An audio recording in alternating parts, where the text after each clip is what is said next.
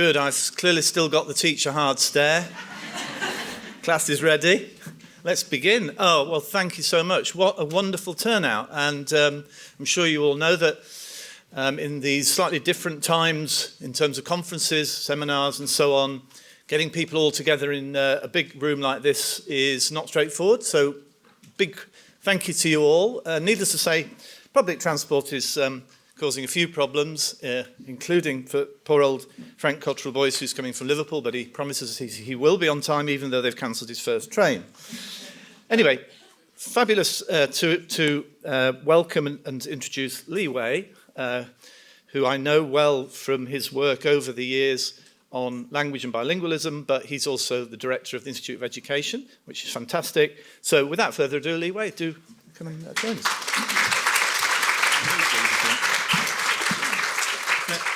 Thank you, Dom. Thank you very much. It's absolutely delightful to be here. It's such an honor to be able to welcome all of you to this fantastic third biennial conference of the Helen Hamlin Center for Pedagogy.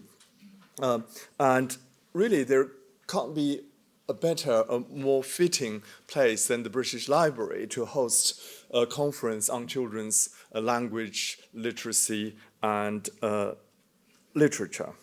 So I'm Li Wei. I'm the director and dean of the UCL Institute of Education, which is also a faculty of education and society at University College London. As probably all of you know here, the Helen Hamlin Center for Pedagogy was established in 2017 as a research center focused on improving pedagogy for children in primary and early years education. It was created as a result of Lady Helen Hamlin's passion for primary and early years education. And I'm really pleased that some of our important trustees of the Helen Hamlin Trust are here, especially Lucy Margaret, isn't it? Helen's sister, and of course Dame Alison Peacock here. Now, the Helen Hamlin Trust provides funding only for a very small number of centers, including the Helen Hamlin Center for Design at the Royal College of Art and the Hamlin Center at Imperial College London, which focuses on imaging, sensing, and robotics in healthcare. It's a very diverse range of interests, but I believe that the real passion of Lady Hamlin's and also the trust is for education, especially early years education. So very proud to have the center with us in the IOE. And we're also very, very proud that I'm pleased that this year UCL decided to award Lady Hamlin one of its highest honors, the UCL Fellowship, for her contributions to some vital areas of society, including education. In the context of the challenges for education in universities, the funding that Helen Hamlin Center Trust provides is crucial in supporting progress on some pressing challenges of the world today.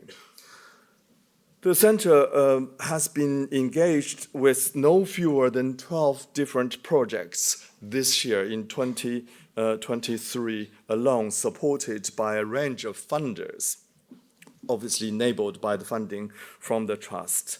The work of the center on the teaching of reading has had unprecedented coverage by mainstream and social media, nationally and internationally. Again, many of you are very familiar with that coverage. It's not every day that a research project led by a university group of researchers is described on the front page of the Guardian newspaper as a landmark study, but then only got knocked off that top spot because the then Prime Minister Boris Johnson had to appear in front of the House to answer some questions on the Partygate. Now, we're not here to talk about those things. We're here to celebrate the fantastic achievements of the Helen Hamlin Center for Pedagogy. engagement with the work of the Center on teaching of reading and writing has continued at a pace. For example, recently, it's been featured in a piece in The New Scientist, and through consultation with the authors of by the Washington Post as well.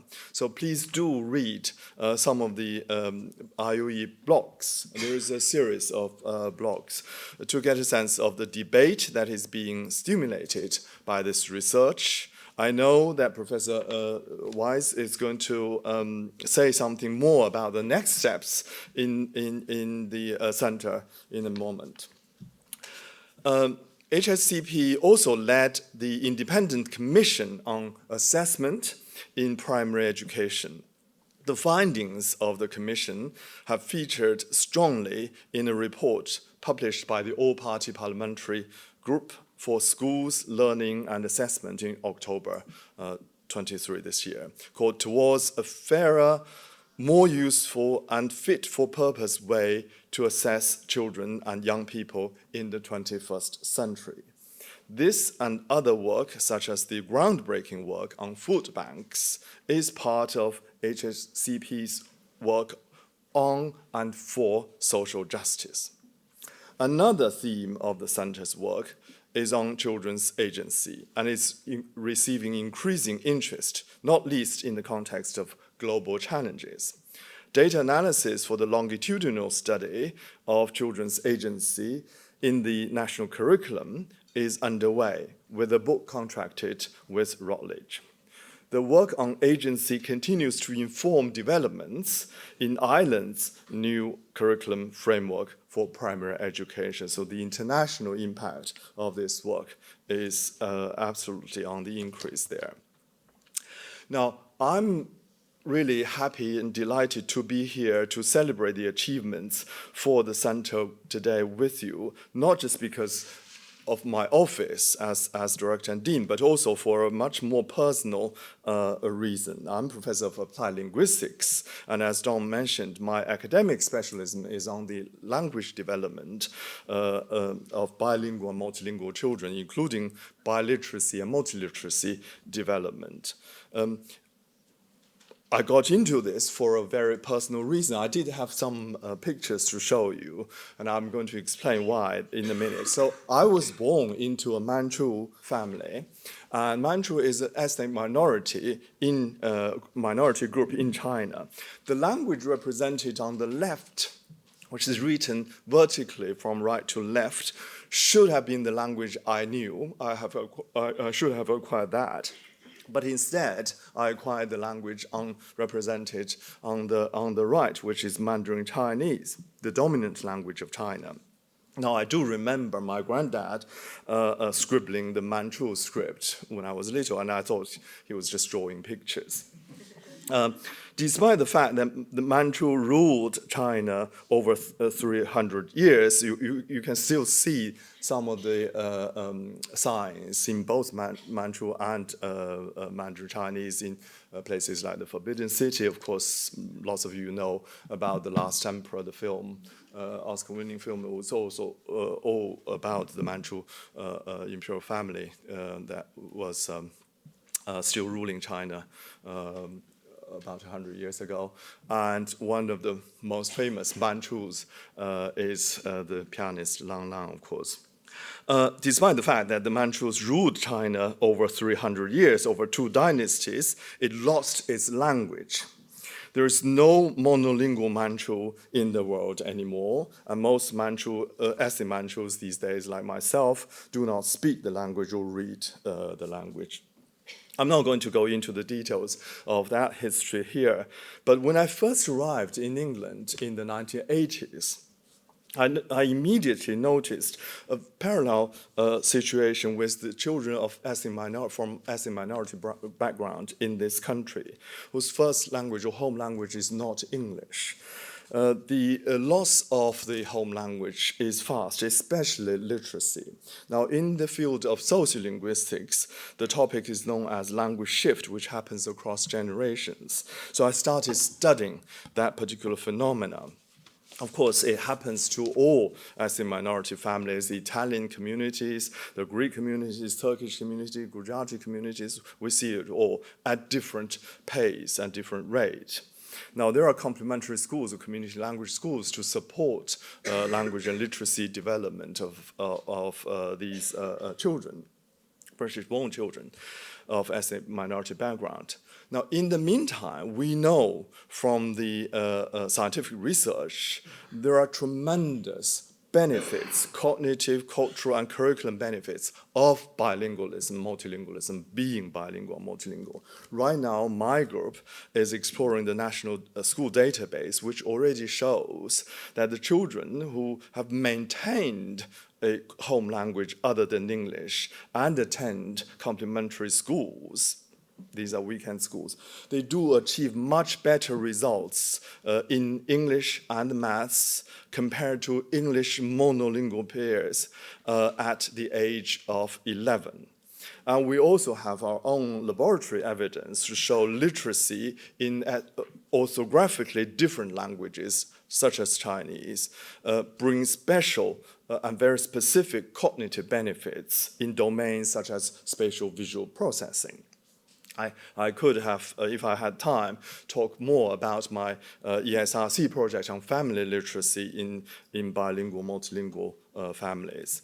I'm very pleased that the new DFE-funded Languages Hub program, led by the IOE, has a home heritage community languages strand to promote bilingualism and community languages, including literacy in multiple languages. The Hub program is DFE's most the biggest investment in language education in schools.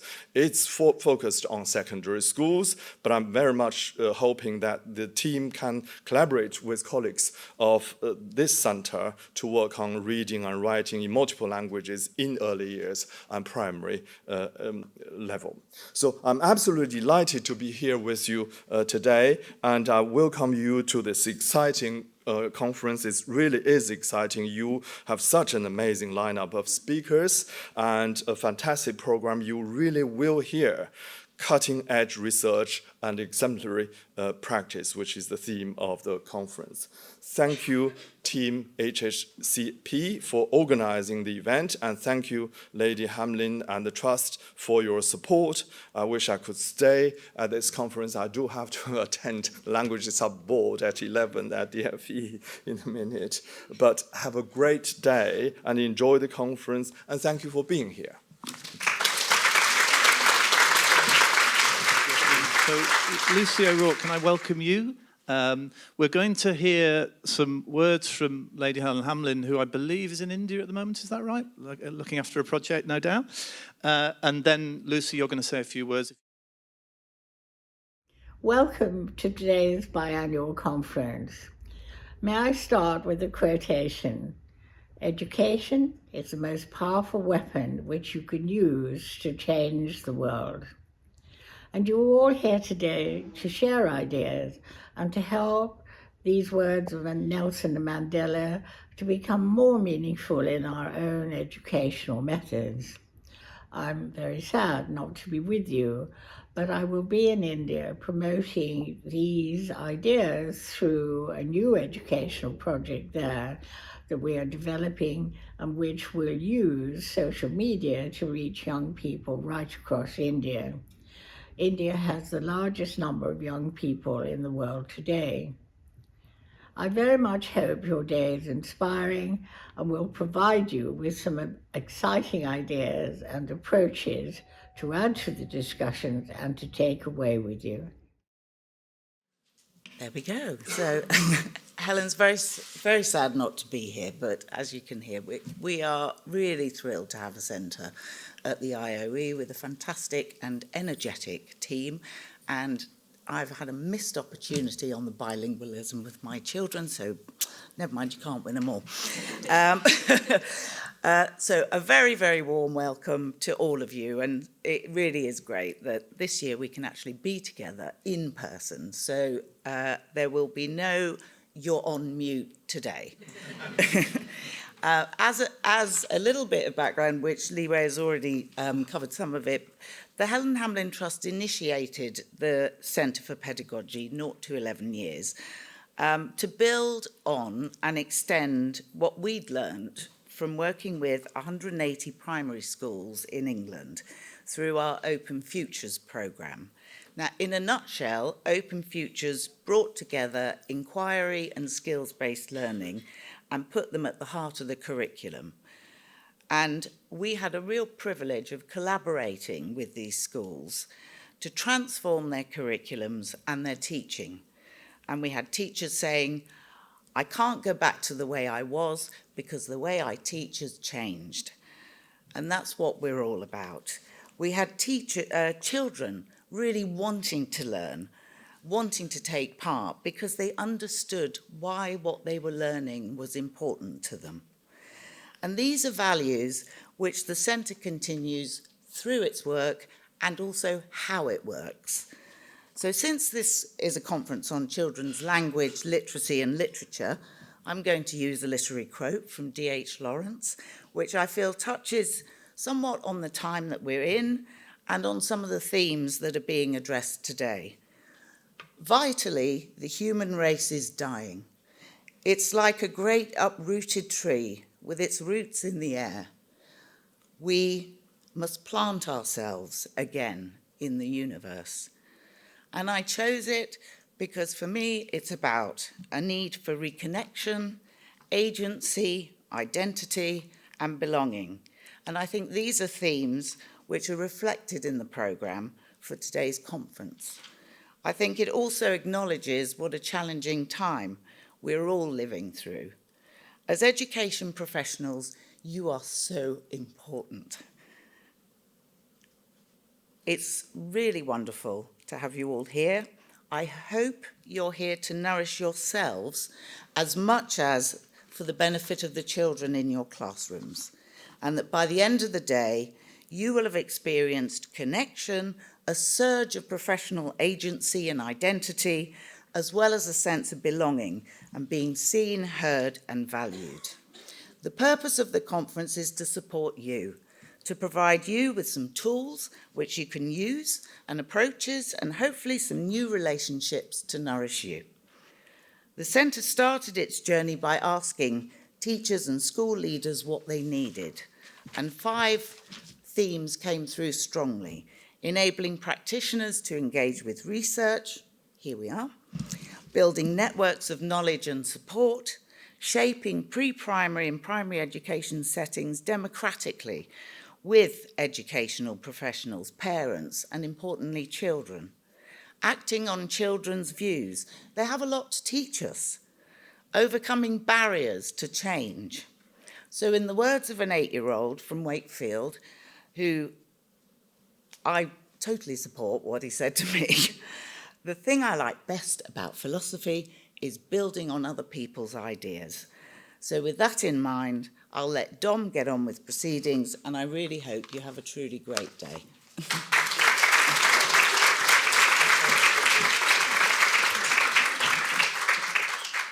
Okay, so I now have 10 minutes to just talk about some of the work of the Centre in a little bit more detail. One of the things that we've been interested in is the policies for curriculum. And so I wanted just to highlight a few things for you today. I've put shining a light because I think that's what we think we do, that we interrogate policies carefully, we weigh up the research evidence, and we say to ourselves, well, how good's the fit, how good's the match between the policies and the research? And of course, we directly research these things through our projects. So just to give a few ideas, I in my work, was part of the Cambridge Primary Review. At that time, I was at the Faculty of Education in Cambridge and worked with Robin Alexander, and that was obviously a formative experience for me and others. Grammar and writing is a strong theme. We've had a recent Nuffield project on that.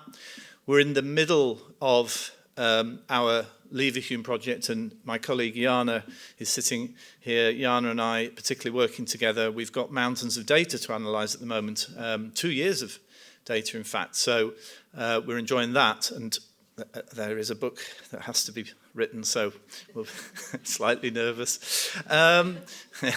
The already mentioned is the Independent Commission on Assessment in Primary Education, and Alice was a huge, important part of that, and that's one very important strand of her work.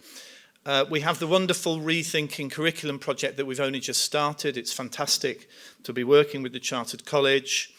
And again, we're very thankful to the Helen Hamlin Trust for supporting that work.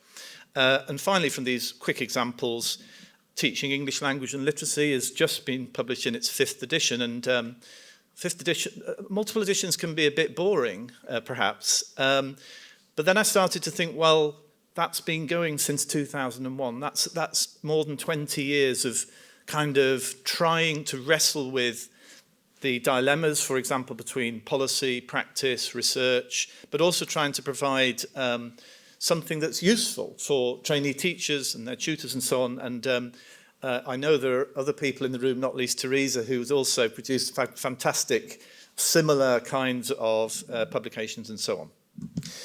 So, one of the curriculum problems we think, maybe I think quite a lot, and certainly my colleague Charlotte Hacking, who's here as well, who I will explain why I've mentioned Charlotte in a moment. But this study was the paper that's been alluded to. So Alice and I, we set out to study through a survey the phonics screening check, because there was a particular moment during COVID when the children weren't being tested, and we saw it as an opportunity.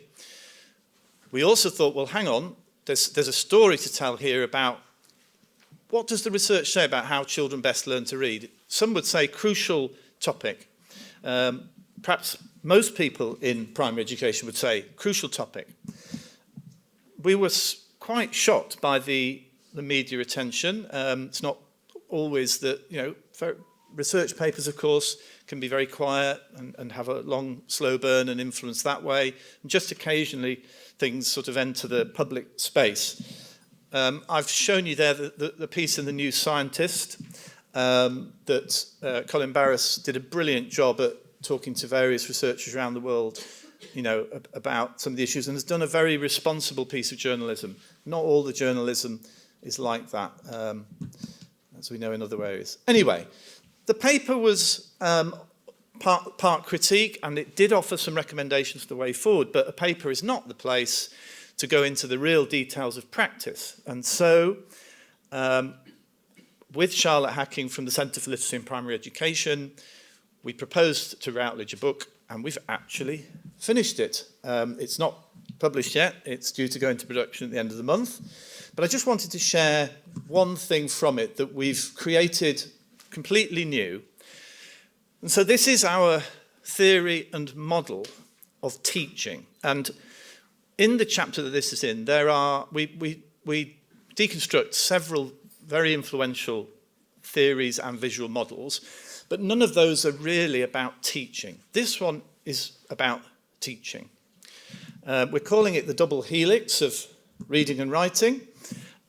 You can see there is the book title and so on, and the image will be freely available through Creative Commons. And I'm just going to quickly go through some of the key elements of it, why we think we hope reflects well what happens when teachers work with children to help their reading and writing, and that's crucial. And I was talking to Steve Graham earlier, who's one of our keynotes, about the work he's done on saying reading helps writing and writing helps reading. And I think in some discourse we've lost sight of that a bit. Anyway, so to begin at the top and the bottom, you hopefully won't be surprised that we feel that the child and their languages, thinking of what Li Wei has just said, is the starting point for where the teaching has to begin, but also understanding the environment that the child lives in at home, brings into the school, and their truthful engagement with texts. I think teachers sometimes, and educators and others, can make assumptions about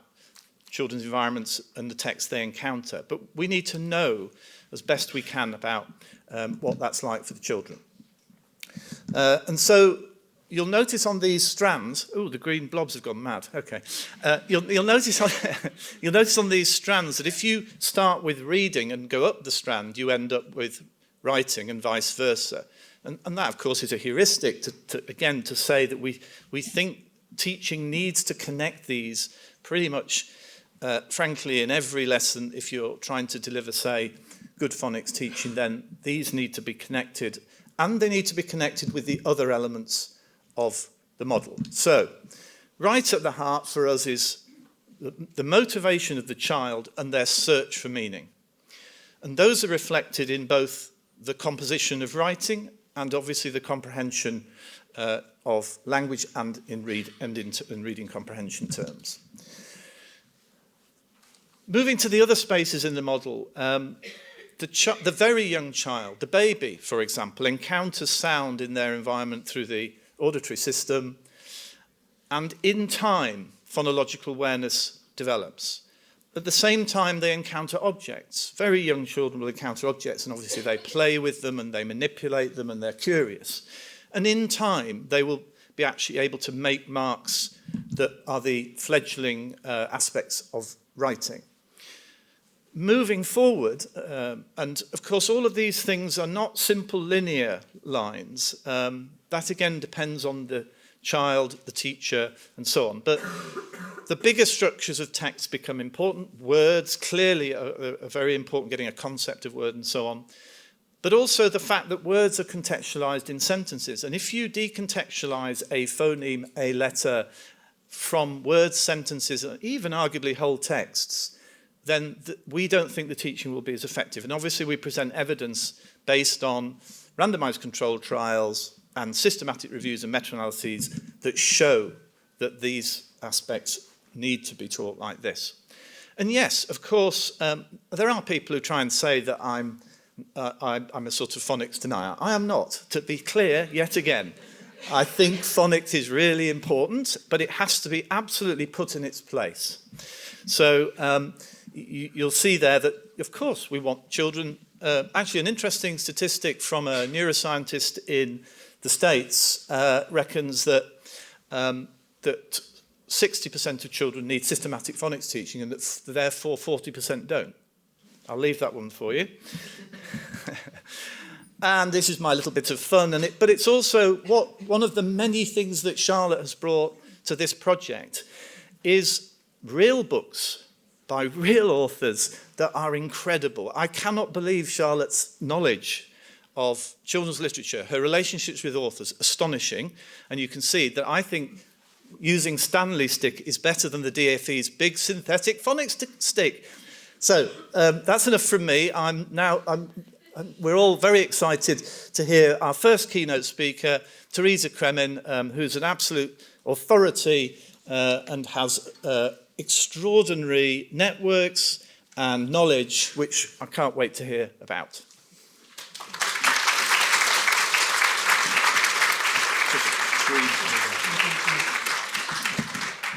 Thanks, Dom.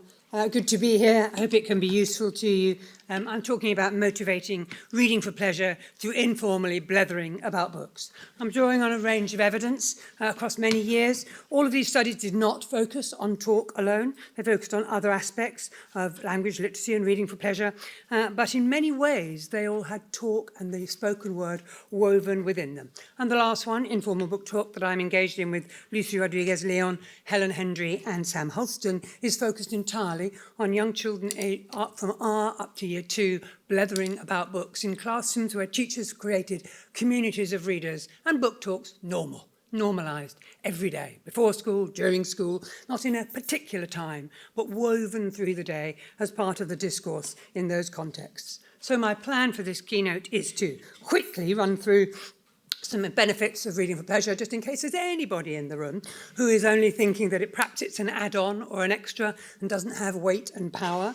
And then I want to look at the nature and value of informal book talk and share some quick strategies. Got 20 minutes, going quickly. Okay, so there's lots of hope in reading for pleasure. It's not just one of my favourite books. It indicates the message too. There is hope because reading for pleasure offers us substantial cognitive progress, as Alice Sullivan's work here has shown from UCL.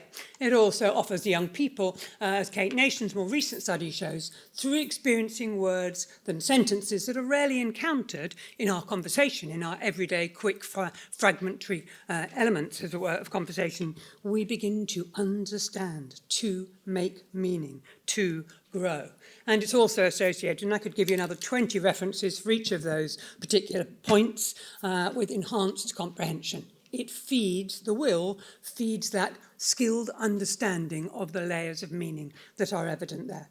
It also, of course, enhances young people's general knowledge. Plenty of research evidence here, and Stanovich originally saying, reading makes you smarter.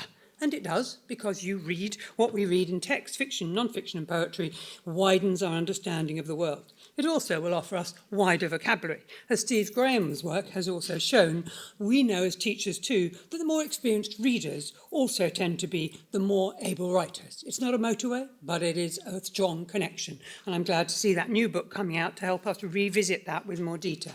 Reading for pleasure itself provides a kind of conduit from the oral blethering to we read more to develop and understand the academic language that Miss wants us to. The knowledge of the knowledge-based curriculum is served and supported by that journey of the conduit of reading for pleasure. And also, as we all know, pleasure and prompts enables us to connect with others.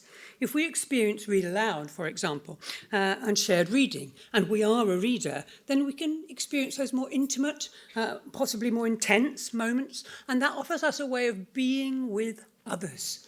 And that being with others offers us emotional and social support.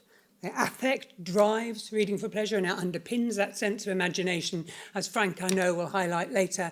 And there are many studies now, a growing number of studies, that show the relationship between those who read for pleasure and choose to do so in their own time. Don't find it all happy and funny and just enjoy it like that, but choose to do it because they find value in it, have lower levels of emotional problems in early secondary school and better pro-social behaviour. They're becoming, arguably, we could say, better citizens, but I don't want to go down that route.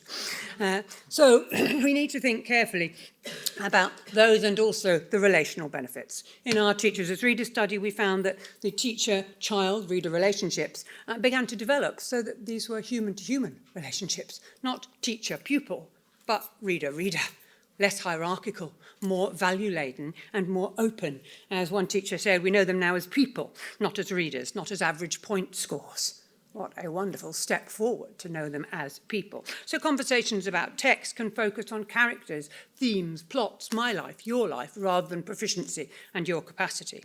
So in quick sum, reading for pleasure, and desperately trying to get my watch off so I can see where time's going. Reading for pleasure gives us, or offers, is associated with, let's be clear now, this is not causational, this is correlational, as it were, but it is, there is enough evidence now to show, and indeed it's been recognised in many countries around the world that are now mandating it alongside England, that the will influences a skill and vice versa. They operate bidirectionally and they feed one another. And we need to support both, as Dom has said before. But we can't, can we? We can't require it. We might know its power, but we can't make it happen. We can't make the children choose to read at home. We can entice, we can invite, we can model, we can persuade, but we can't make them do it. And the evidence suggests, rather sadly, that they're not. The NLT evidence, for example, in England or across the UK says that 8 to 18-year-olds, the decline in pleasure in reading is the largest in 18 years, 2023 stats. The PEARLS Data Progress and International Reading Literacy Study shows internationally reading is on a decline, but in England itself, where our young kids aged 10 are even worse positioned in terms of their desire to read compared with the international median. So we're in a parlous position, frankly. We can see it matters, and yet we don't have kids who are choosing to do it. So we have to act, we have to do something. And I would say we have to turn to reader motivation. We need to understand more about the intrinsic power of reading, We need to recognise that intrinsic is more closely associated than extrinsic and stop going around giving brownie points, becoming word millionaires, bags of popcorn on a Friday, and all the kind of plaudits that the school system often offers to kind of give the tick to the child who's read so many books and gets all the extras, as it were. And yet the reality is that social motivation, as Helen and I argued a couple of years back, is massively underrated. We don't recognise the power of social motivation, as I believe we should, and indeed research has not studied this as well as it should have done. So that's my argument about the RFP piece. I've no idea how many minutes I've gone for. It's meant to be 5, but heaven knows. So I'm going on now to look more clearly at the kind of IBT itself. I'm hoping I'm taking you with me on that piece. In our original TARS study, which was published in 2014, old but possibly interesting, I won't say gold, that would be inappropriate, but old, we found that the teachers identified differences in discourse patterns. They found that over time, as they built communities in their classrooms, the children began to seize opportunities to blether to one another and to their teachers about talk, in small groups, in larger groups, in twos, on the playground, in the corridors. They heard a talk about reading that they'd never heard before. They'd heard that casual, spontaneous talk around reading when the fabric of the classroom was framed around pleasure. So let me be really clear here. I'm not talking about the kind of talk that we all engage in and need to, and Fiona will be demonstrating later, in relation to where the goal is skill development, and it may not be with the teacher, they may be in small groups. I'm not discussing that. I'm talking about a much more informal, casual, unofficial conversation, a more higher degree of sociality, where the focus is on the motivation and the will to read. We know that studies show that adults' beliefs, values, and understandings of reading will open up or will close down young people's capacity to join in, or opportunity to join in. So they can make more meanings when we have richer, more expansive understandings of the social, of the relational, and of the affective nature of talk. If we see reading as proficiency, then we deem the kind of talk to be a certain kind of talk. If we have a more broader understanding of it, a socio-cultural understanding, I would argue, then we open up new opportunities for active involvement and for more meaning-making. And with those kinds of richer understandings, we then can move to a pedagogy which supports it, both independent reading spaces, reading aloud spaces, and informal book talk that enable young people to talk in all these contexts, as indeed has the DFE in the reading framework has somewhat endorsed. So informal book talk is definitely not teacher-led, teacher-directed, tied to a moment and focused on reading skills. It is much more child-led, child-focused, more relaxed, more spontaneous, more like a kind of low-key blether, a chin wag that we've all been doing out there with one another, although we weren't necessarily talking about texts. I've lost my plot. Oh, moved it. Okay. I want to try and give some strategies now that move us on, but just remind you, of course, that such blether is going to be dependent on the text and the context. It's also in the beginning needs more support, because if you haven't got those buzz, that conversation, that blether in the school, you can't require it, because you turn to each other and chat about books. Miss, what? What's the sentence stem I'm meant to start with? Who's modelled this for me? Where do I understand it to mean? A colleague of mine in Year 6 in Bristol said, you just can't ask the children to do it, Teresa. We have to work towards that. We have to build the community, read aloud and move forward so that they can. As a strand of RFP pedagogy, and there are many studies now, we've been engaged in an extensive review, many studies now that evidence this. IBT can, show a key role in motivating readers, it says 5.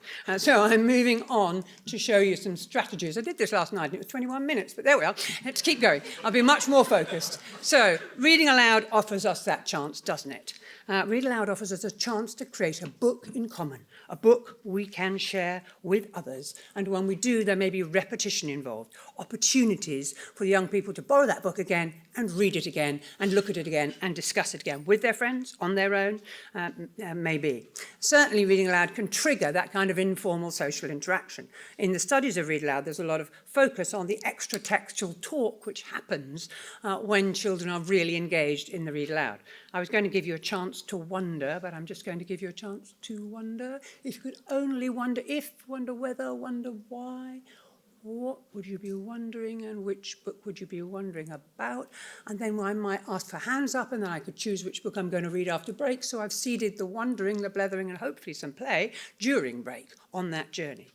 Okay, so moving on, we can create through our books in common, the books we share, the books that are our books, not yours or mine, but ours, that sense of belonging making a difference. We can connect to them, as Coakley Field's work shows, through the school day. Lovely study of 9 and 10-year-olds who seamlessly, their teacher, wove book talk through the day. She'd modelled it, the children appropriated that modelling. She enabled everyone to join in because it was about the books they shared, so they could all chat about them in various ways that came in and through the day. So I think this work is highlighting for us, it's not just about the early years where our study is, but is more than possible in later years too. And that talk helped shape the students' reader identities as they travel. You could set it up with book buddies, enabling them to share the common book. You could create these kind of informal book buddies, as Moses and Kelly have. And our videos show this too. Our videos show that the voices and bodies of the kids resonate with engagement and interest. They're connected to the text, yes, they're sharing it, they're close, but they're connected to each other. And by connecting to each other and the conversations of our lives, they begin to make richer meanings. And they're also repositioned. Some of these children in very early years are not doing well at phonics. They're new to speaking English.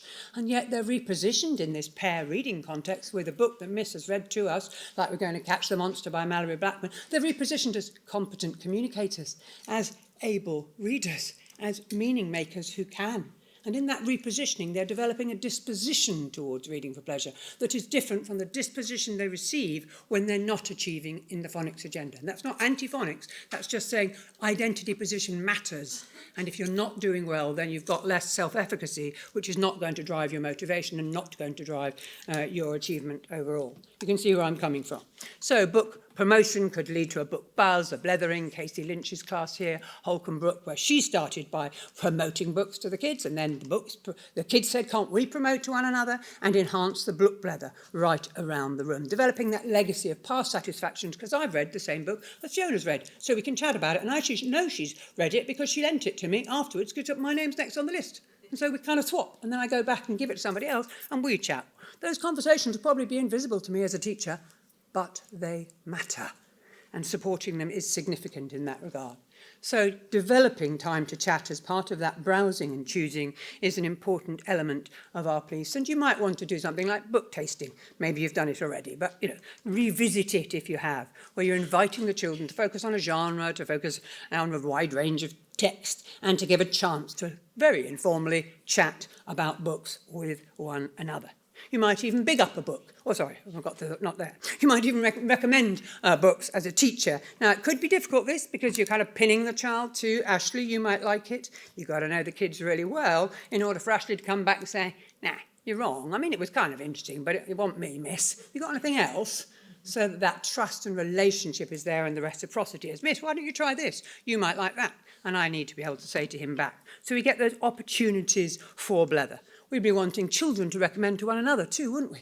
Peer recommendations, one to another, engaging one another in that kind of talk. As John Biddle from Moorlands Primary does here, and in this instance too, he encourages the children in pairs to make their recommendations in a display, but then, of course, there's a conversation. And that conversation might be with the whole class, probably not, probably with small groups who are interested in different books. Somebody was interested in Guts. Who's interested? You are? Right, Dom, you're going to sit down then with them and have a chat about Guts. I don't know, I haven't read it, so you tell each other about it. So I trust the space, reader to reader, to develop that kind of conversation.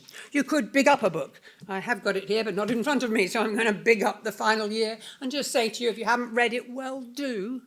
You may not have the same view as me, you may have a different view, and we're allowed our own views. I met a teacher in Sunderland last week who said, sorry, Teresa, but no, I think the poverty is too extreme and I found it hurtful. And I went, ooh, and then I thought, well, that's her view. She's allowed her view. Nobody's allowed to judge if we're book blethering. There's not a right and a wrong to that.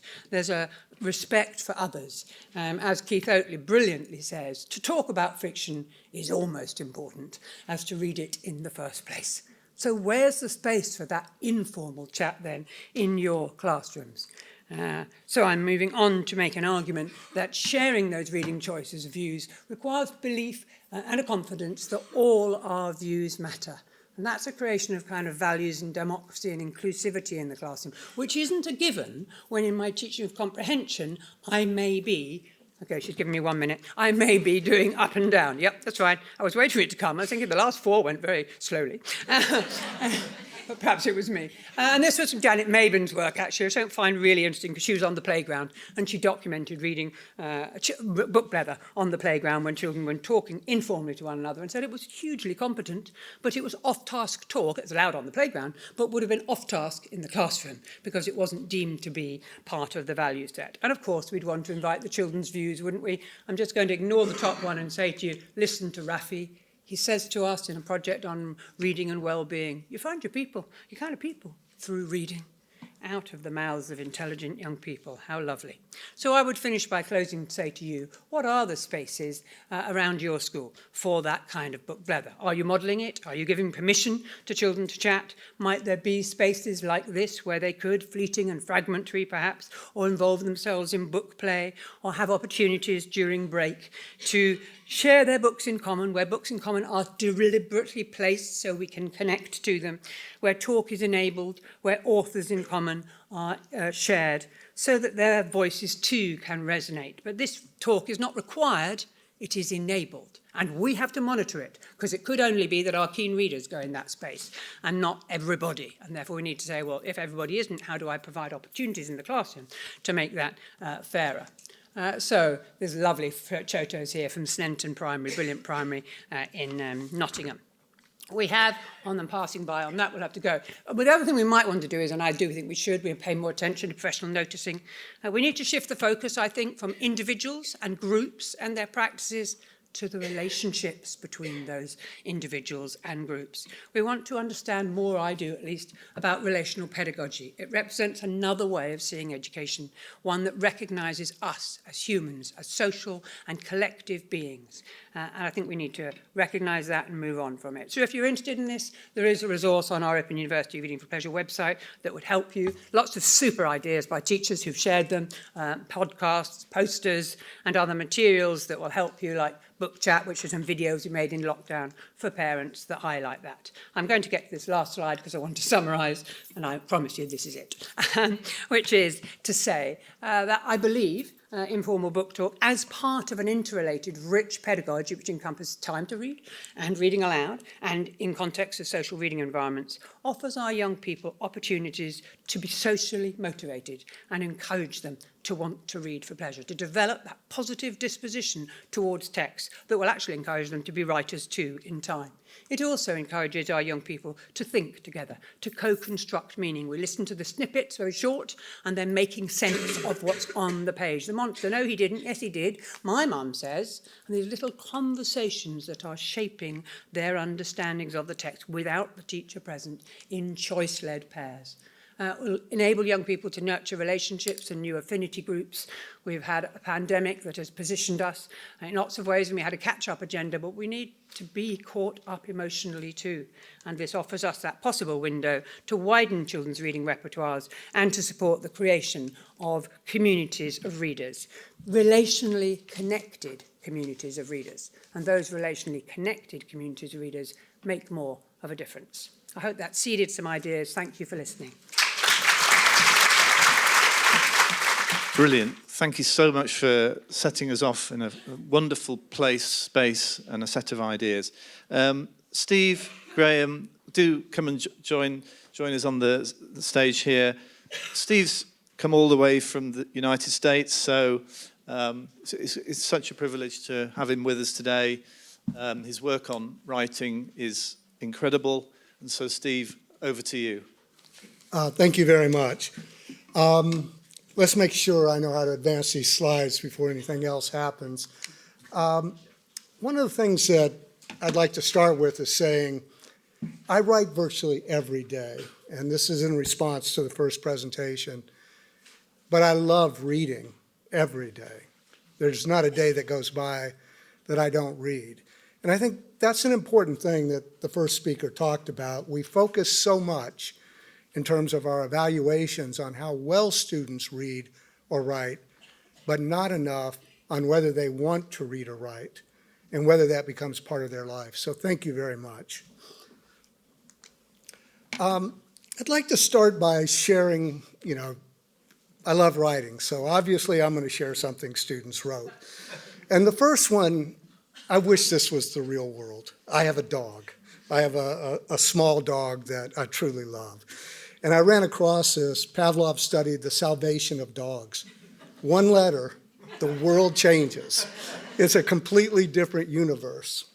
The second one, you know, it's really not a writing problem, it's a math problem, but this kid could use some help in terms of feedback. Galileo was half Italian, one half French, and one half English, and the kid went on to say he was very large. So I guess so. What I want to do is talk a little bit about how we can help students, what we can do as teachers that has an evidence base around it to be better writers. And I'd also say, given what Dominique said earlier, not only better writers, but better readers, because the two go hand in hand. They really can't be disconnected. The other thing I'd like to start off with saying is when we look around the world, not just England, not just the United States, what we see is that there are some teachers and some schools that do a phenomenal job of teaching kids to write. But at least in terms of the evidence that we've collected from multiple countries, what we see is that kids don't write very much in school, and there's not very much time devoted to its instruction.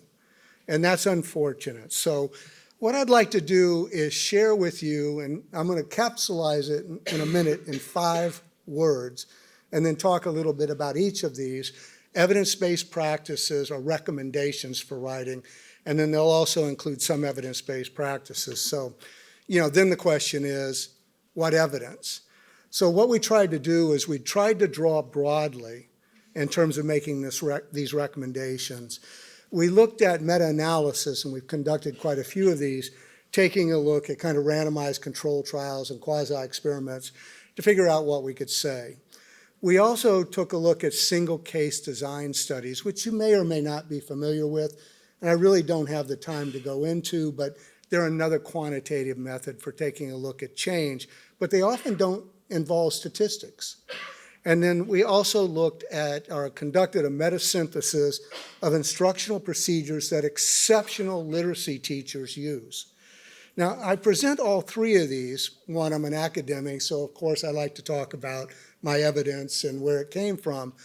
But what was remarkable to us is how these things lined up. We saw exceptional teachers using the same procedures that we saw effective in these large group studies and these smaller case studies that had a control condition in them, which makes me a lot more confident about what I can say to you.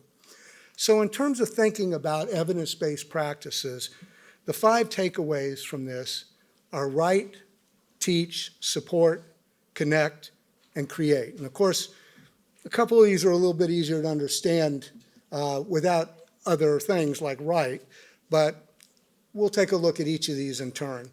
And one of the things that you'll see is that there's a percentile point jump here.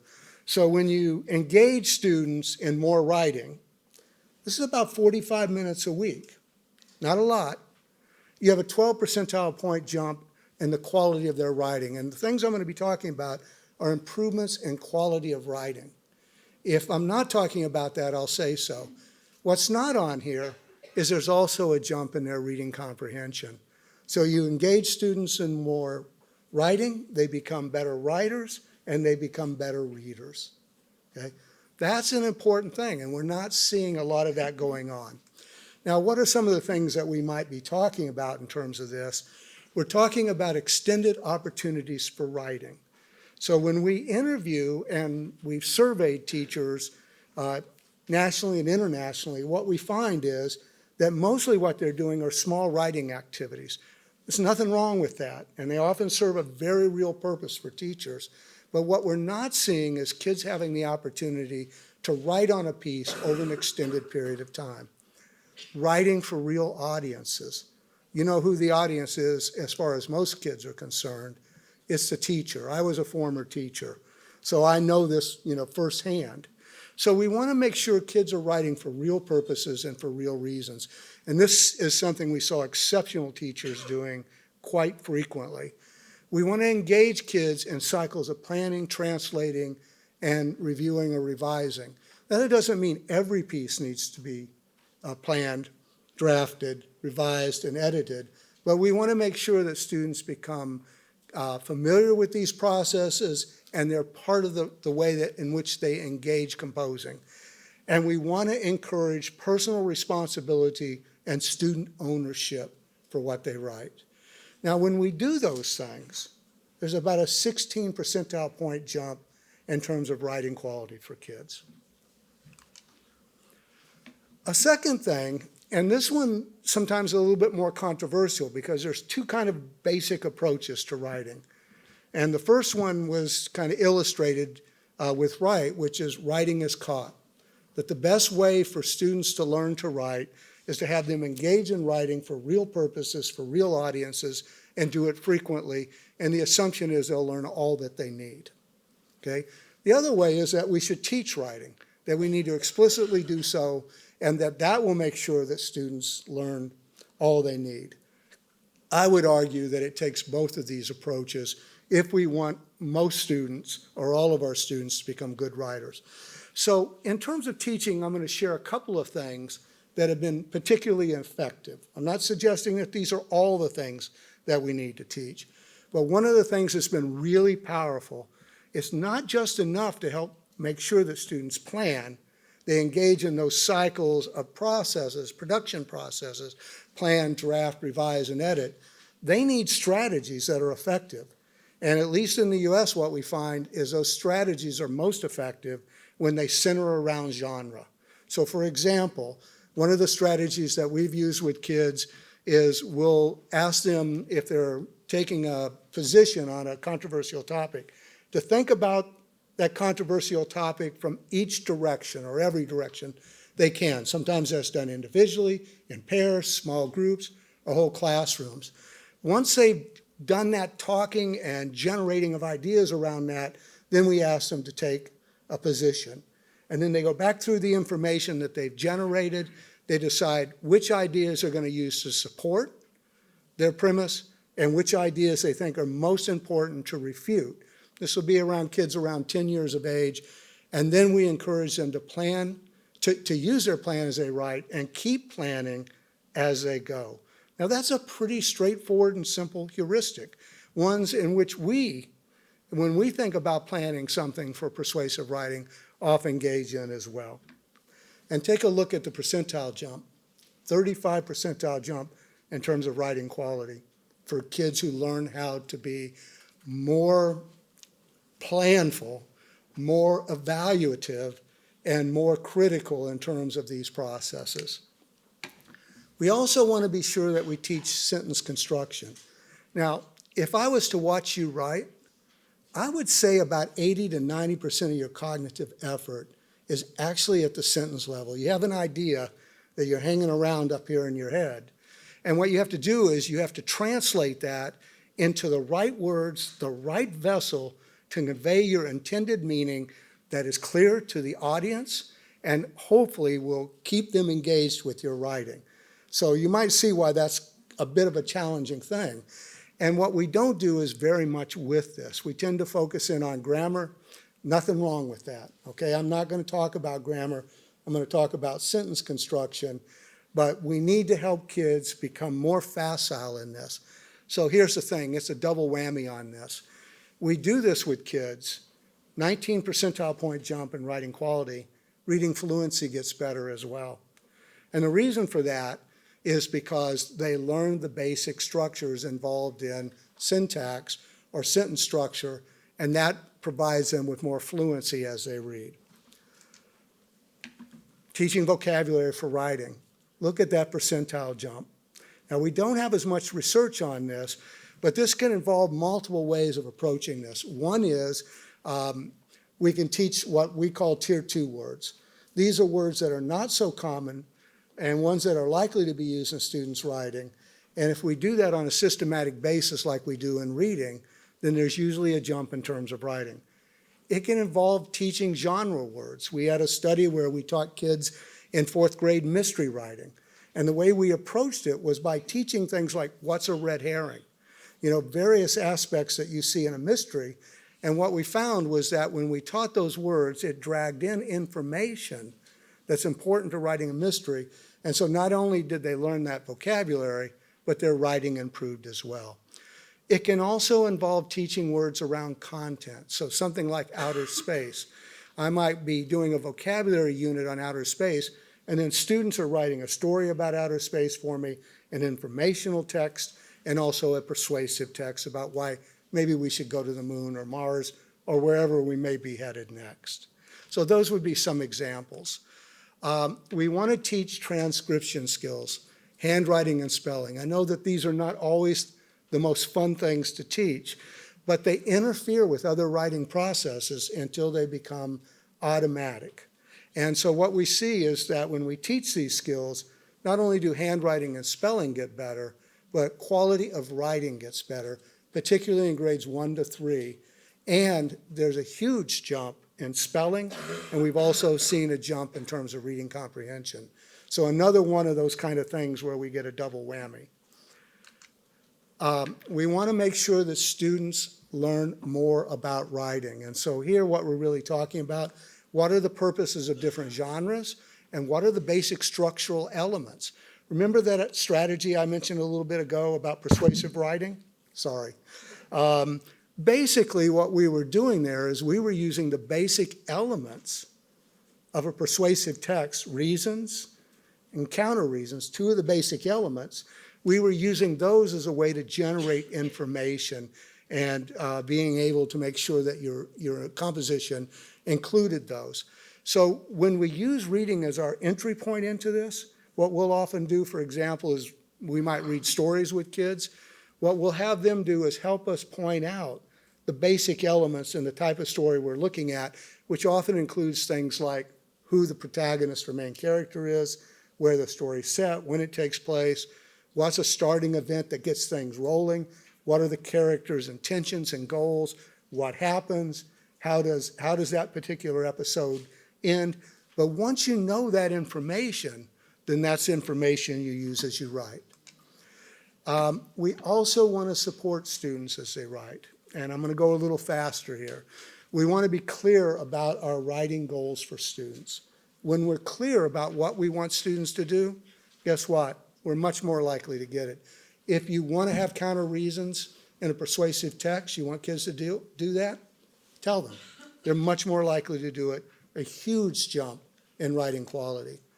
We want to encourage peers to work together around process, planning, drafting, revising, editing, but we want to make sure that we set up a structure for that. What we found is if we don't set up the structure, it's not very effective. Again, a very large jump in terms of quality.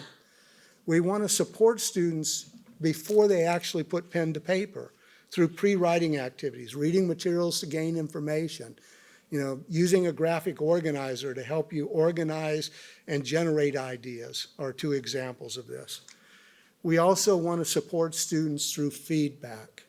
And what we know is that when teachers give feedback, there's a pretty large jump in terms of the quality of students' writing. This would also include peer feedback, which I don't have here. And when we teach students to self-assess their own writing, we get a large jump or a reasonable jump in writing quality. And we need to use 21st century writing tools. I'm going to leave it at that. We're still stuck in the 19th century, to be quite honest. We want to connect reading and writing. And I would say reading, writing, and learning. And so what we know is that when you write about what you learn, there's a positive increase in terms of your knowledge of that information and understanding it. Guess what? When you write about what you read, same thing. When you teach writing, as we've already seen, and have kids write, they become better readers, and it goes in the opposite direction as well. And we want to create a pleasant environment where students will take risk and also be motivated to write. And some action steps, I'm just going to put that up there for a second because I want to leave a little time for questions and some more as my last point here. Doesn't matter what I say. You can be the best teacher in the world in terms of putting these things into place. But as a 7-year-old reminded us there's many more things that make a great teacher, and I particularly like this. So this leaves me with a little bit of time. I'm not exactly sure how much, maybe about 4 minutes for questions. And we'll test my ability to respond quickly, which, as you know, academics are not very good at. I was really fascinated by what you said about explicitly teaching transcription to sort of free up cognitive load, allowing children to demonstrate the other writing skills that they need to apply. Have you got any sort of tips around strategies for how to do that effectively? Okay. Yeah, so we've done a number of studies. I'm going to pick spelling as the point because I think handwriting is a lot easier to teach. One of the things that we always start with in the work we do in spelling is a word sorting activity. And what we'll try to do is use the word sorting activity to illustrate some common patterns or generalizations that exist in spelling, usually contrasting two or more patterns. So it might be like a long A and a short A sound, for example. And what we'll have is a series of cards that we'll initially model. We'll have like a had and made as a card. So we have short A and long A here. And I might have a card, I don't know why bad's the only thing I can think of, but I might have a card like bad, and I'll model how I might put, as a teacher, this card here, getting the students to help me. And so as we go through the cards and placing them in their particular slots, so to speak, what we're doing is we're kind of isolating the sounds and talking about, kind of the corresponding letters, with the idea that increasingly students help me place the words where they should go.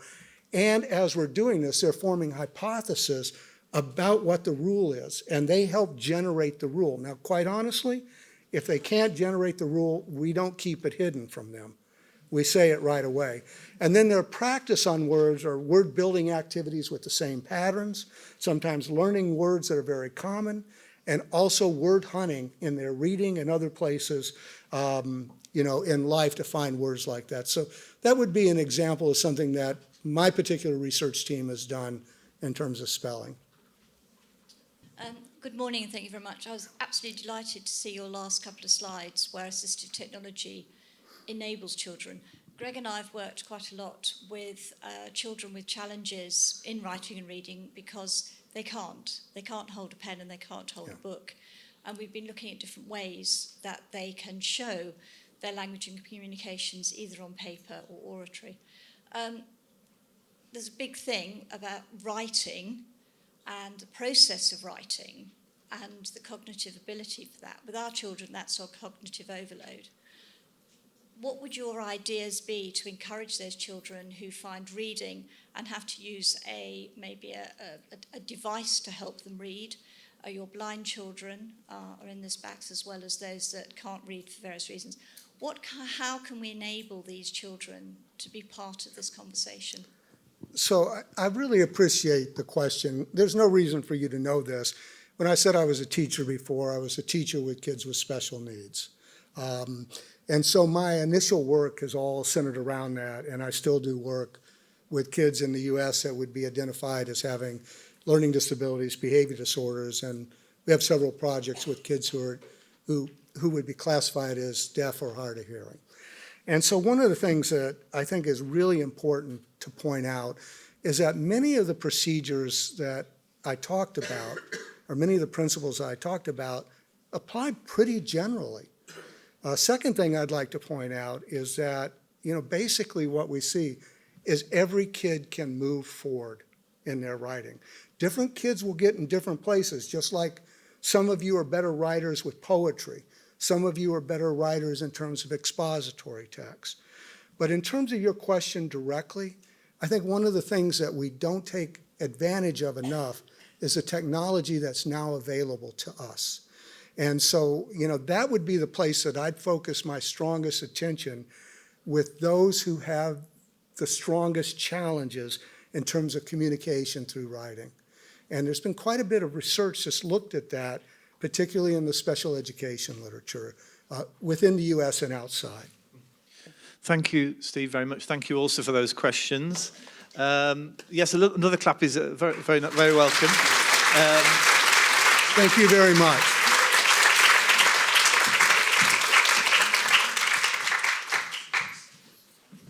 This talk is called The Emotional Spark, which I got from a Mem Fox piece where she said the spark of literacy is kindled in the space between the child, the book, and the reader.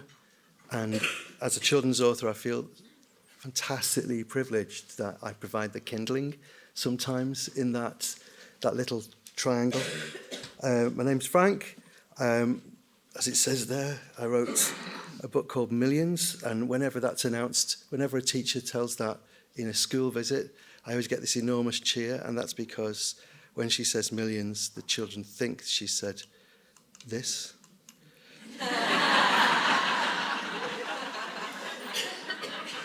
So I always start on the back foot. I wanted to talk... I'm terribly intimidated by Teresa's talk and the way she spoke without hesitation, deviation, or repetition for 20 minutes. And I had prepared a talk, but I want to answer some of the things that she said. So I'm going to begin with, I hope this is there. No, that's not it. This is my dad's school report. And my dad went into education really late. He was a student when I was about 8, 9, 10, and we were kind of all part of that enterprise, and he eventually became a teacher. But if I go over here, will you still be able to hear it? The bearer, Francis Boyce, has attended this school since infancy and leaves in the top class, a boy of excellent intelligence and first-rate character, thoroughly honest and trustworthy, neat, regular, punctual in his habits, willing and obliging in every way. I recommend him very highly indeed as one of the best boys to have passed through our hands. I wish him every success. Can I have a little round of applause for me, Dad?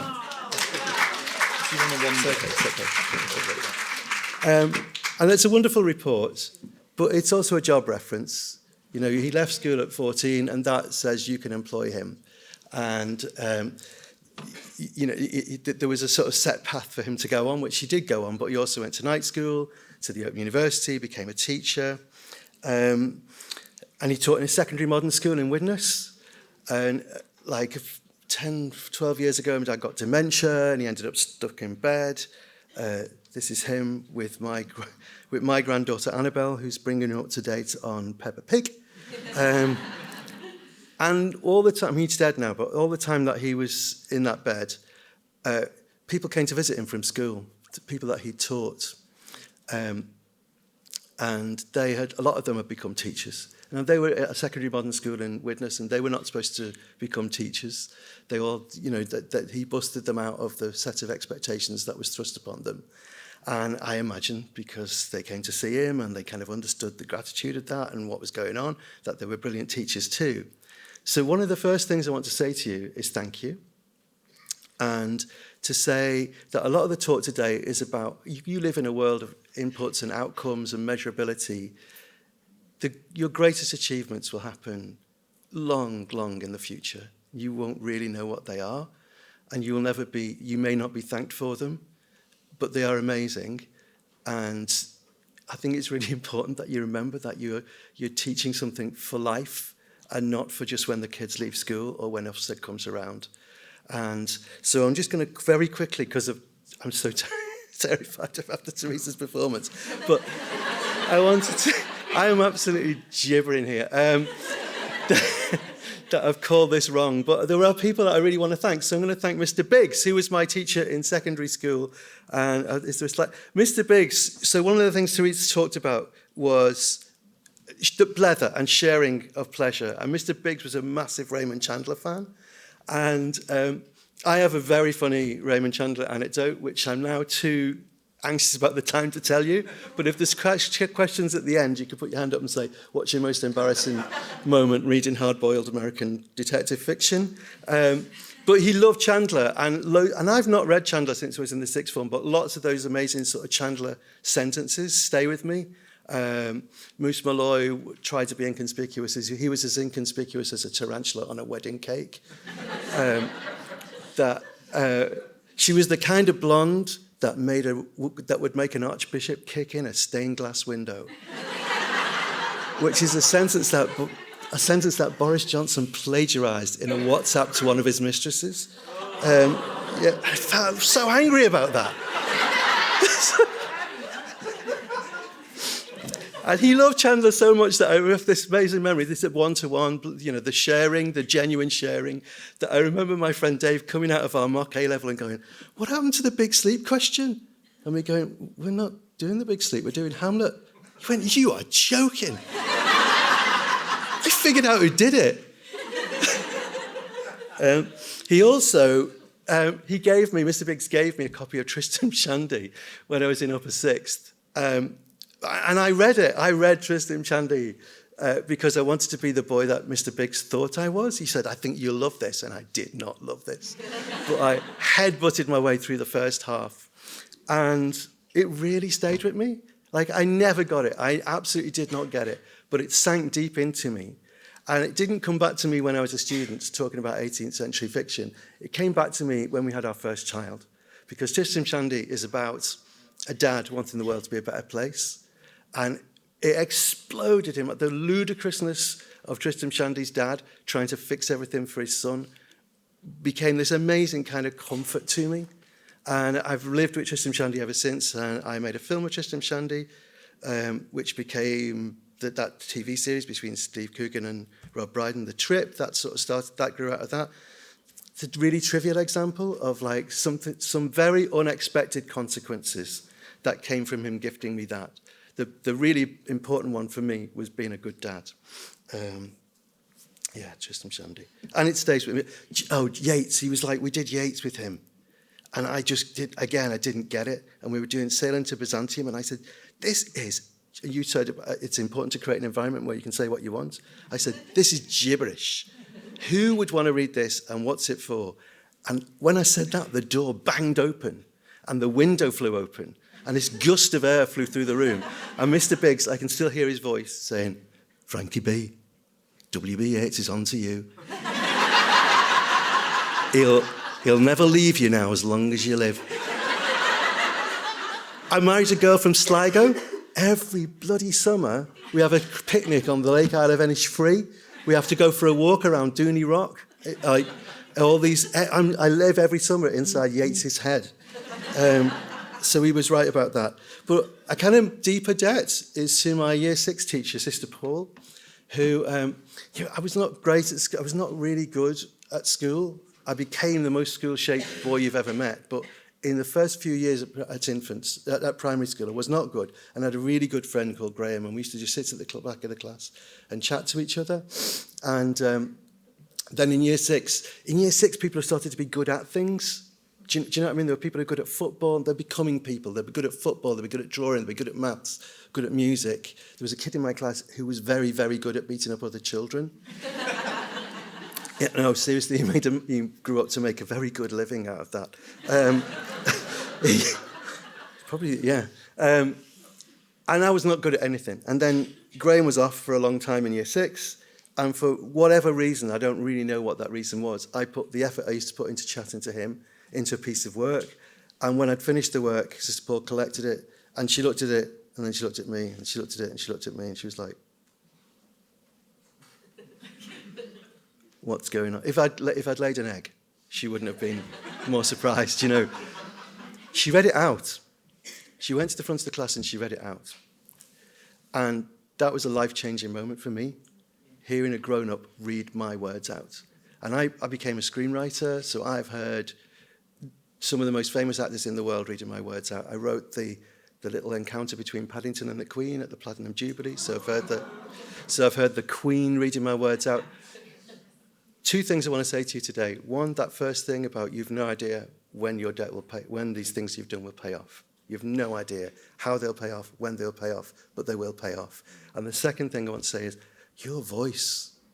This is an instrument that you've got. I want to give you one little practical thing, and it's that your voice is an amazing thing. I can still do, I'm an old man, I can still do Sister Paul's voice, and I can still do Mr. Biggs's voice. They are never forgotten.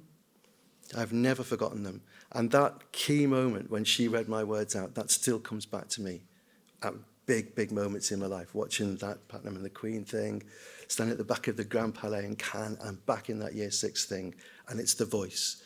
The power of your voice, that your breath, the most transitory thing that you have, is also the most enduring. And that's what I wanted to say to you, that we remember people's voices. We remember people's voices. I have no idea why. Biologically, what is the evolutionary advantage of that we remember, that I can remember Sister Paul's voice, that when I read certain stories, I hear the voices that first read them to me, whether that's my dad, whether it's her, Sister Paul, whether it's Mr. Biggs, whether it's those amazing voices that I was privileged to grow up on Jackanory, Kenneth Williams' voice, John Grant's voice. If I cannot read Little Nose the Hunter without doing John Grant's voice, without going, so Little Nose was, I just can't do it. Jenny Agutter's voice when she says, "Daddy, my daddy," at the end of The Railway Children. I made a film with Jenny Agutter, and she just went, "I can make you cry." And I went, "Go on then." She went, "Daddy, my daddy." And I just cried. She literally just said it like, "Daddy, my daddy." It's just like awful. To be part of that, as a children's writer, you go to schools and you read to people. And to be part of that, and to be part of, your job is to bring it to life, and life is breath. That's an amazing thing. Oh, I've kept my phone on because I wanted to read you something. I don't have a smartphone anymore. I have this little Nokia. But so you want to read something, and we've talked about formality and how reading for pleasure can become eat your greens, and it becomes a kind of formality in itself. And that happens to you if you're a children's writer. You're going to school, you're ready to rock, you're ready to do your little magic tricks and make it all funny. And then the teacher gets up and goes, "We're going to use our listening ears to notice Frank's wow words." And it's dead. It's dead. No one does that in a restaurant. No one goes into like a fancy restaurant and goes, "And these are your proteins?" So I got sent this. And I'm reading this out without context, so I'm not judging anybody, but this is from an academy about reading in class. Entry routine. Tutor greets students at the threshold. They enter in silence. Book monitors. Hand out texts. Use the behaviour system to reward. Tutor issues the page number. Tutor completes the register. Teacher reissues the page number. Instructs students to have books flat and rulers ready to follow the text. 100% compliance. Teacher briefly recaps where necessary. This is like, so you know what that is, right? So, I mean, again, I'm not judging. I don't know anything about that school. I don't know anything about the situation it's dealing with. But I do know that that's the opposite of what we're trying to talk about. Your voice is the thing that I really want to sort of talk about. Teresa had this great line, "You find your people." One of the things that really shook me was that I was involved in a reading group in a prison. They were doing Henry V. And there was a guy, I knew he said his name then, which obviously I shouldn't do. But there was a guy, though, who came to every single thing and absolutely loved Henry V. And when he filled the kind of assessment thing in at the end, he said this amazing thing. He's like, why did you come to all the meetings? Because when I'm being read to, I feel, it's the first time in my life I feel alert without being in danger. Right, that's a thing, isn't it? And what does alert mean? Alert means fully yourself, fully switched on.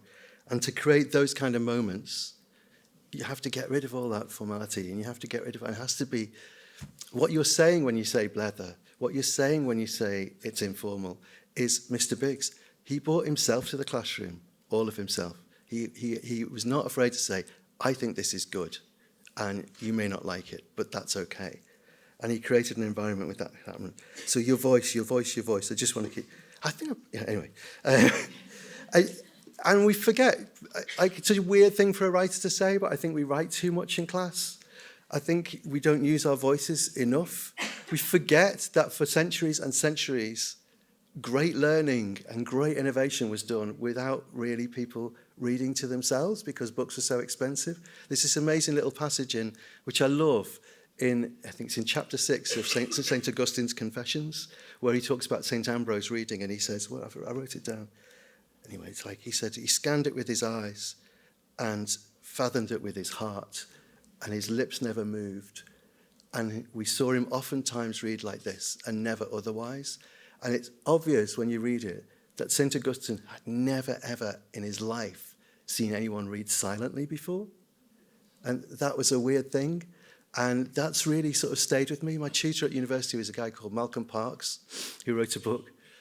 He spent his whole academic life writing this book about punctuation, which he called Pause and Effect.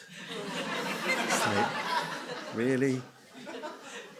But it's about that moment when you shift from the kind of inflected Latin world into a vocal world, when Irish monks started to put dots in to say where they paused when they were reading these things out. And there's something really powerful about the fact that that's the measure of somebody's breath. You know, I can look at that manuscript and feel the breath of somebody on Iona in the 7th century. The breath is something primal. Your voice is something primal. Okay, what was I going to say? Happiness, right? Okay. Yes, and so those classroom moments, when you can push through that, they're shared moments, which is another thing about reading aloud, is that these are shared moments. It's not you on your own decoding something. This is a shared moment. And there's a moment when you're looking at a classroom and suddenly everyone's paying attention. I do remember and the moment when a crowd becomes an audience, which is a wonderful thing because you know that they're sharing something. In the age when we're sort of becoming disconnected from each other, there's this moment of real biological, breathing, human connection, which is something really to be treasured and really to be held. And it's a wonderful thing to be able to generate that. I do remember my grandson going onto the playground, and it was after Christmas and everyone had suddenly got smartphones. And he walked up to me and went, can I borrow your Sharpie? And I went, yeah, sure. And I gave him a Sharpie. And he walked up to these kids with their smartphones and he went, and they went, what did you do? And he went, oh, mate, that's nothing. Watch this. And suddenly they were kids again.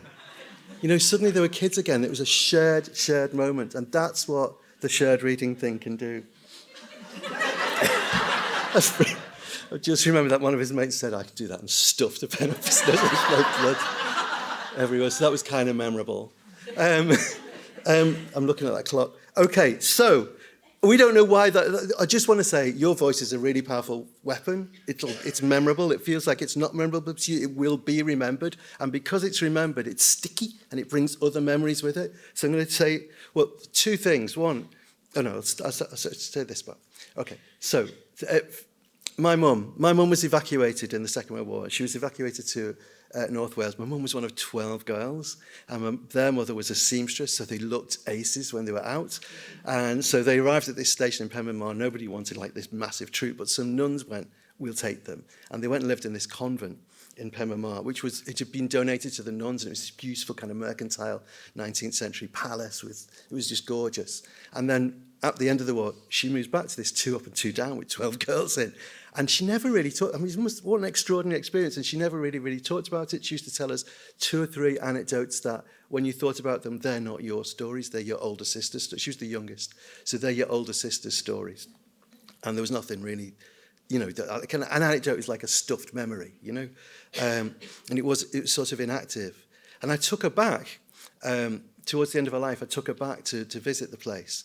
And as soon as she walked in, I could see kind of new, real memories come in, you know, because the wallpaper was the same, because who's going to strip William Morris wallpaper? And we opened the dining room door and she went, oh, this was our dormitory. This was our dormitory. And she told me the story that she'd never told me before. She said, I used to sleep there, and the night before my first communion, I heard my dad's voice in the next room, and I jumped out of bed. And Sister was there, and she went, go back to bed, you'll see him in the morning. I recognised my dad's voice. Such an amazing kind of primal story about the voice. And as she said, I never met either of my granddads. They were both lost at sea long before I was born. They were both in the Atlantic convoys.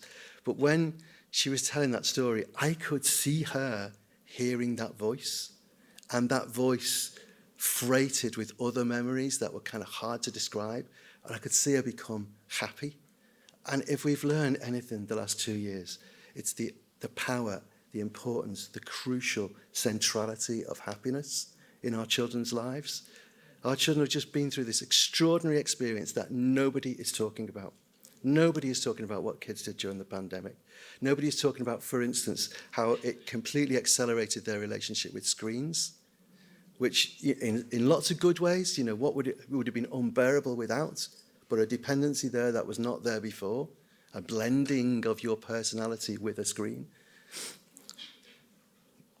I was thinking then that the voice, if there's going to be some pushback against AI and GPT, it would begin with the voice, because it's immeasurable what your voice is carrying.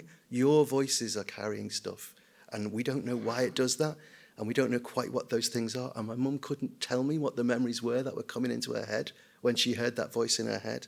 But I think the humanness begins with the voice. Every single creation myth starts with breath. Your voice. My dad at the end, I'm just going to say, so just to think about, so I want this to be about the long-term gift that you give.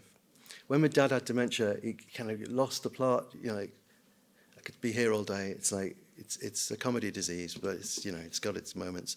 And he kind of never knew where he was towards the end. But I would read to him. And I know he wasn't following the story, because if I played it on audio tape, it would just gone. There was no engagement. But if I read to him, he was there in the same space as me. He wasn't following the story, probably didn't know who I was, but my voice was calling to something in him. And it was calling something back from out of the labyrinth of confusion that he was living in. It was like a little light at the end of the tunnel. His happiness was this little bit of light, and my voice was carrying some kind of happiness to him. I used to play him John McCormack, singing all these old Irish songs, and he used to sing along to them. It's a kind of weird thing that he would know. And maybe music is like your voice, it bypasses all the kind of rational thing. And he would sing along, and he would get exactly the same phrasing as John McCormack. And he would sing Macushla, which is, I don't know if anyone knows Macushla, but Macushla, in the song, it's like the name of a girl, but it's from the Irish Macushmore, which is, what is it? It's like, I'm trying to translate that. Well, Macushla means, it's basically every breath you take, or the breath of your heart. So it comes back to breath. Okay, was that fast enough? I don't know if it's I don't know. Okay, so I think I can stop and have questions. Is that right? So just two things. One is, hold on, because you don't know when it's going to pay off. It can pay off as a silly little TV series, but it can also pay off as someone like me being able to relate to my child when I had my first child. These are the gifts that you give when you encourage reading, and that lack of formality and the one-to-oneness that Mr. Biggs had. And also your voice is such a weapon that you've got, and I think you might underestimate it. Don't underestimate the power of your voice. Thank you.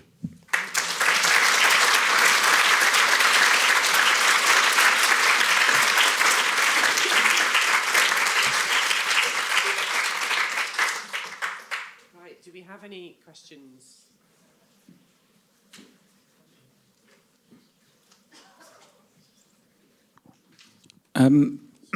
You mentioned an embarrassing story. Okay, so I went to school in St Helens. I'll just leave that there. And it was an all-boys school, and the core curriculum was rugby.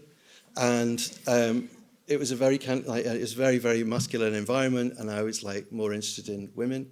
And we wore a green blazer to school. I don't mean like an olive green or a Lincoln. I mean like a vivid snot green, and it was made of wool. So if you got out of the rain onto a bus, there were these muttony clouds of steam. You were a repellent sight. Basically, you looked like a reject from a Martian abattoir. And so they really wanted you to concentrate on work and not think about women. And the only kind of girls that we saw were the sixth form girls as the bus passed, waiting for their sixth form boyfriends. Mr. Biggs read us that. So I would get the only kind of my main encounter with the opposite sex was through Raymond Chandler, and I thought of women as like hard drinking, hard bitten, hard talking, scary, incredibly powerful, attractive. And I was going to St. Helens one Saturday, and the girl that like the most transcendently beautiful girl from our sister school was standing at the bus stop, and I was like completely tongue-tied. And she spoke to me, which is like probably the first time like a girl who wasn't my sister had spoken to me for about 4 years. And I can still remember, talking about the voice, I can still remember what she said and how she said it, and it's burned into my brain. She said, "Do you know what time 79's are due?" And I have no idea how I connected the St. Helens bus timetable with hard-talking Los Angeles private detectives, but I somehow answered in the idiom of Philip Marlowe. And she sat next to me on the bus, and in the afternoon could not get rid of her. Had like the whole of St. Helens in the 1970s. Can you imagine? I think we probably went for a skinny macchiato and some sushi sushi pie, and I just thought that was the story of my life over. It's like fantastic.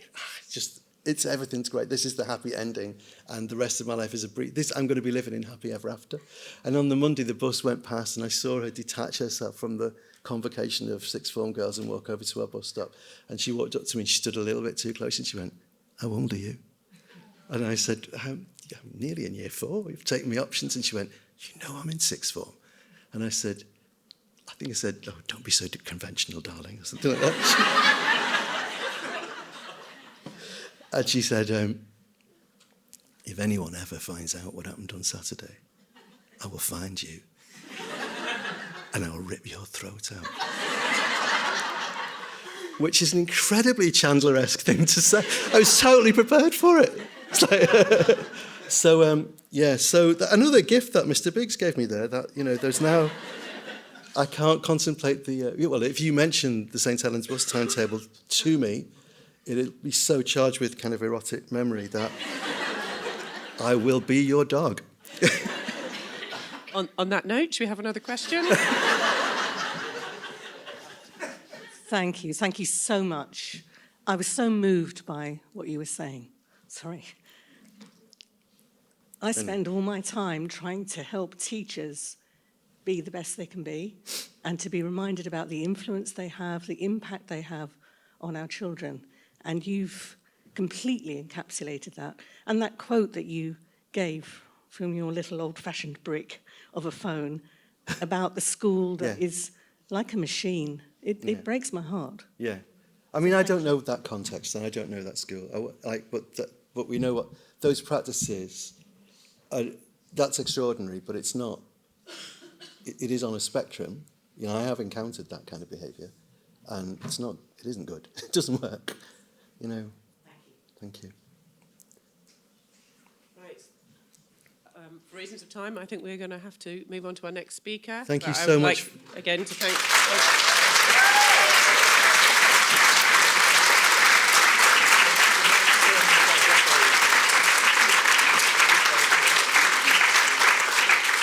Just very quickly to say that the reason I agreed to come and do this was it's an opportunity to say thank you. I've had an amazing life thanks to my teachers. Thank you. Thank you. Right, can I next introduce Fiona Main, who is Professor of Language and Literacy and Education at the University of Exeter. Thank you so much. Should I just go? Thank you for inviting me today. What a great opportunity to sit with everybody, to tussle with ideas, to think about the connections between what people are saying.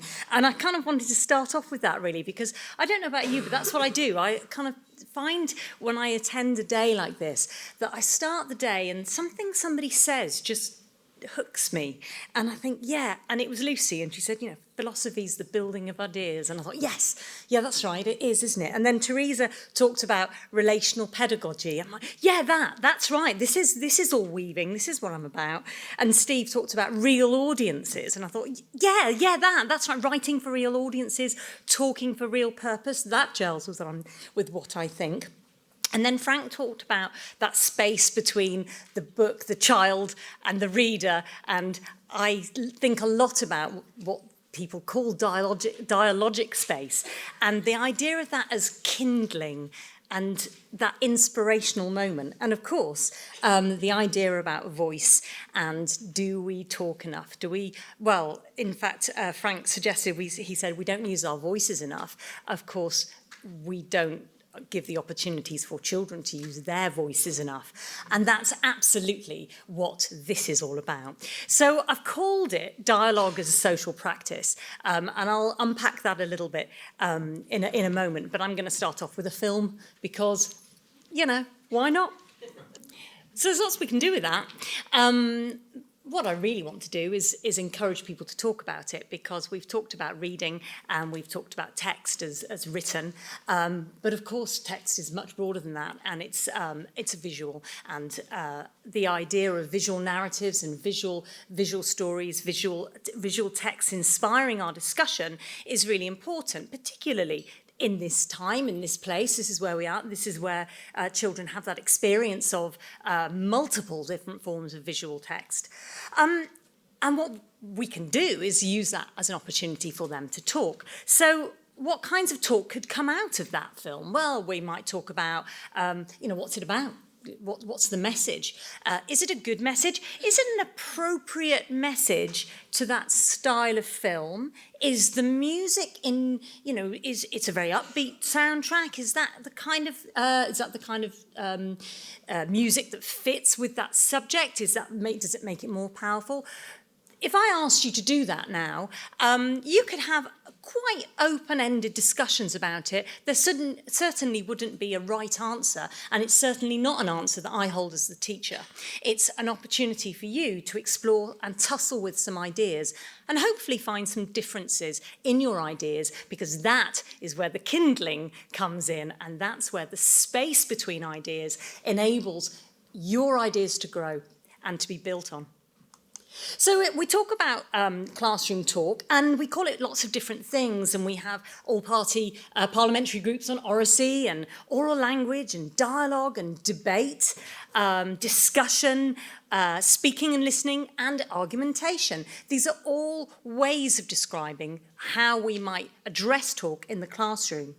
And they come with different skills. There are lots of different initiatives that highlight those skills, and sometimes all of these terms are taken to mean the same thing, and sometimes we can kind of draw out the slight differences in them. Sometimes talk is about presenting ideas, and it requires articulation, clear articulation and expression, so that your idea can be communicated. It's quite monologic, actually. It's a one-way street. But other types of talk, and the kinds of talk that enable ideas to grow, is messier. It's thinking in the action. It's about listening and responding to others. It's about not coming out with fully formed sentences as you're talking. It's filled with vagaries and repetitions, because you are using your voice to create your thought and respond to others. So that's what I'm going to talk about today, and that's what I mean by dialogue. What are we talking about here? Well, technically, the word comes from the Greek for across and speech, so the implication that it's about talking together, and that's how meanings are made. It's always in a place where it's responding to something that's happened before and in anticipation of something that's coming. So it's never just static. Dialogue is always moving, it's always changing, and it's infinite. There's not a singular truth. There's not a non-contestable truth. It's everything we say is open to interpretation, to challenge, to reconceptualization and transformation. Sometimes the word dialogue can refer to a bigger scale. It can be talking about intercultural dialogue, the idea of sharing and understanding cultural identities and heritages and practices. Or we can talk about big D dialogue, which is the ongoing discourse that we have with the world as we make sense of it and we work out how to live together.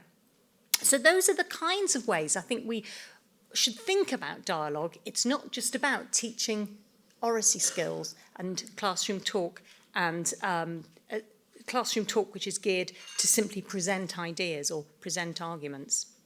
Rupert Wegriff talks about the very important part of dialogue, that we don't always seek solutions in dialogue.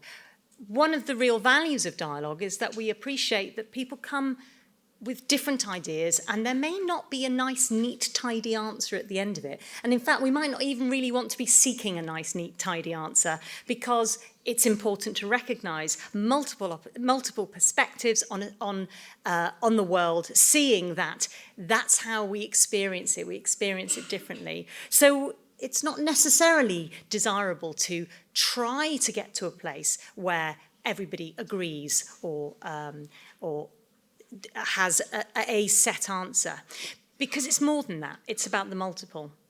And that's where I come to dialogue as a social practice, because at first glance you can say, well, of course it is. I mean, well, you know, hang on, that's just that's meaningless. Of course it's a social practice. It involves other people. But I think it involves lots of different levels. Because at the smallest level, it's about us sharing our ideas and responding to other people's ideas and having those ideas together and creating new ideas. But those happen within a community. We have a dialogue that's happening within our community classroom.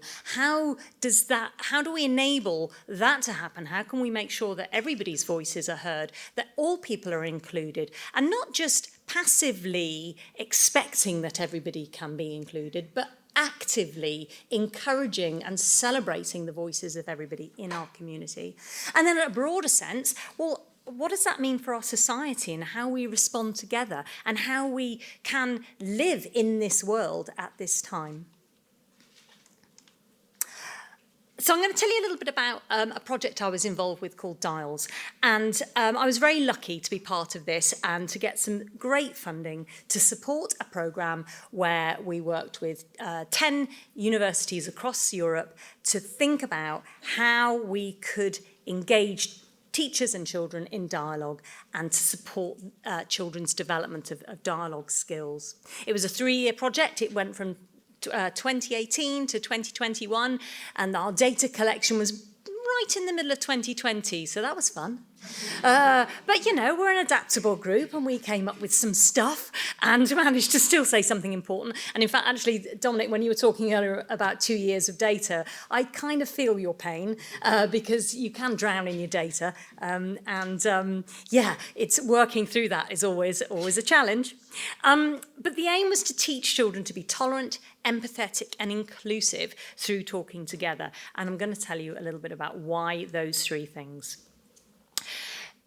We looked at tolerance, inclusion and empathy as essential intercultural competencies and dialogic dispositions, because in order to truly be interested in what someone else is saying and to respond to their point, to their ideas, not simply to carry on with what you were going to say anyway, or, you know, the hands up and, yep, not listening to anything else because I'm just going to carry on with my idea. You have to start from a place where you are interested and open to the idea that there are other points of view. So tying that with cultural literacy pushes back against the idea that cultural literacy is about knowing facts and knowing cultural things. We know what Degas and Picasso and some Bach and some Beethoven. Cultural literacy is about understanding that the way that we view the world is necessarily social, individual, culturally bound. And if we employ tolerance, empathy, and inclusion, we've got a better chance of understanding the world and the people in it, and hopefully moving forward in some citizenship way, which I know that, Teresa, you mentioned that you were not going down that path. I'm taking that challenge to say to become better citizens. Why? Well, because dialogue enables multiple voices to be heard. It honours students' own sense-making, and of course it allows them their own perspectives, building on and being sensitive to the views of others, without the teacher standing at the front of that and being the holder of all knowledge and the correct view. Our 3 all-encompassing dispositions are therefore seen as an overarching principle for cultural literacy, and we can foster them through giving children the opportunities to engage in dialogue with each other, but particularly around topics which genuinely have non-specific outcomes. We don't know what the answer is, and we might have different ideas. So you could ask a group of children, should we drop litter? And then they'll no. And then they'll come up with lots of reasons why they shouldn't drop litter. But if you ask them, well, what if you were walking down the street and your sweet wrapper blew out onto a busy road? Should you go out and pick it up? Ooh, suddenly it becomes a little bit more nuanced. And sometimes we overlook, I think, the nuance that children are capable of discussing because their real lives are made up with nuance. You talk to 6-year-olds about what being fair is. Whoa, yeah, they've got some very, very definite ideas about that. So tolerance, empathy and inclusion. Tolerance in a positive sense, thinking not just about the I will merely tolerate it, but thinking about that as a way of engaging. I don't know what the answer is going to be, but I'm okay with that. I'm all right living. I'm all right living in that space where I'm not quite sure. That's very philosophical, very much part of that idea. Inclusion, being purposefully inclusive of all in our community. Has everyone had a chance to say their point of view? Are we taking those points of view on, or is it the same people always talking? And of course, empathy, which keeps coming back again and again. It's highlighted so much in the work that Teresa's been talking around, the magic of books and texts to enable empathy, to support understanding of who we are and what we're about. Inside that, we looked at a library of European documentation around civic responsibility and came up with a group of different themes that we used as part of a programme that we built. So living together and social responsibility around the outside, and belonging. Who are we? What are we? How do I understand myself at the centre? With the heart of two big principles, that by teaching children the skills to engage together in dialogue, to listen and to understand, and sometimes to challenge each other, we're teaching them to be culturally literate. And challenge is difficult because it is uncomfortable. And although we can sort of say, well, it's fine to have your ideas challenged. And of course, we're not challenging the person, we're challenging the ideas. It is awkward and it is difficult, and it requires a truly trusting environment to enable that to happen. By exploring some of the Dials themes, what we did in the programme was to teach children to learn to understand their own positions, their own values and their heritages, and then to have their ideas augmented by the understanding of other people's views as well. So our cultural literacy learning programme, which if you come to the session this afternoon, I'm going to give you a chance to engage with, that film that I showed at the very start is part of that. We used little films like that to provoke and to inspire, to act as the kindling for discussions about important social issues, all the while teaching children how to engage together meaningfully. We had 350 teachers across Europe engaged, and we worked out it was about 10,000 children in the end that would have experienced the programme in some way. It was really fascinating working with an interdisciplinary group of researchers who all had very different ideas about what dialogue is. And in fact, if you ever want to start a row, just, ask that to a group of academics and then walk away, backing out of the room. Because, we could have probably got stalled on our very first meeting, to be honest with you, and not got any further than what exactly are we talking about? So we created this programme, and we licensed, we didn't commission because the films are already in existence. We licensed a series of short films that we were then able to use on our website as the starting point for these discussions. And we didn't have lesson plans, and they certainly didn't say, open your books at page 1 and get your ruler out, which just, I think I'm still scarred by that, actually.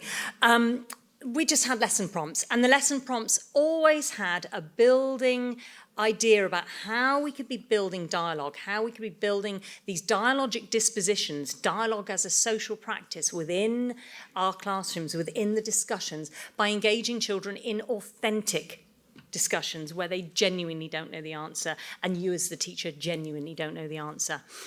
We used wordless texts, and the beauty of wordless texts is that they are up for interpretation because you have to create through words what's happening with each other as you talk about what you've both seen, or as a small group what you collectively have understood. So the idea of the programme was that we would have starting point discussions which were about the film itself. So what happens? Why is the man gathering so much food? What's it for? Why did he do that? Why did he throw so much of it away? What's the message about waste? What do you think? What happened after he threw that rubbish away? What happened next? Just to kind of explore the actual ideas in the film itself. But then we would use that as a springboard into more philosophical discussions, into bigger issues, into these wider societal challenges about, well, what are we going to do about mass consumption? Is what you want the same as what you need? What are the differences? How do you act responsibly? How do you still enjoy life? And we would have discussions around the themes that the children would also generate and bring up in a very sort of philosophy for children type of way.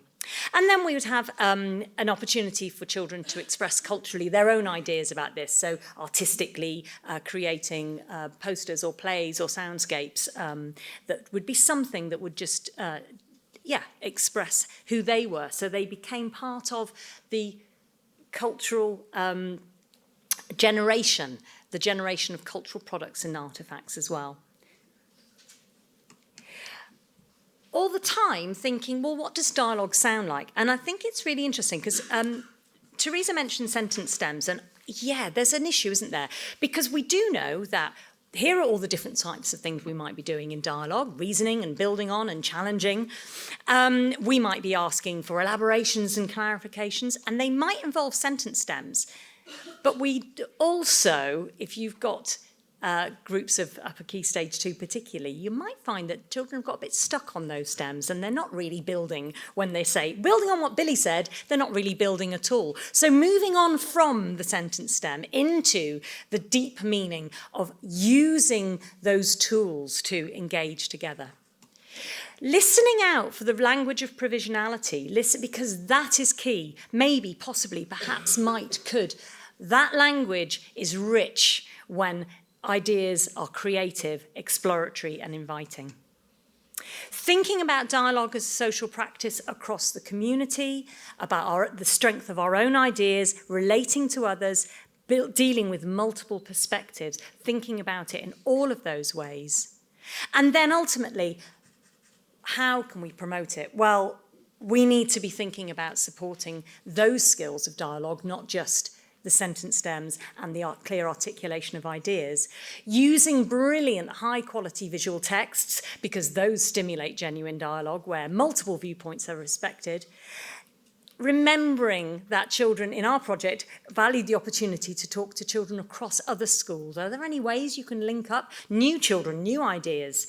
And also just thinking that when you do implement programs like DIALS, connect them up to all the other things that are going on rather than keeping them as separate. How do they sit with reading for pleasure? What are the ideas? How can we use some of the same ideas in some of the different opportunities that we give for children?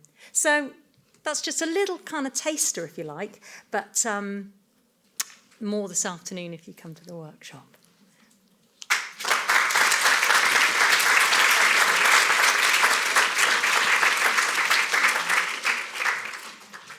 And last but certainly not least, our final keynote is Farah Sarouk.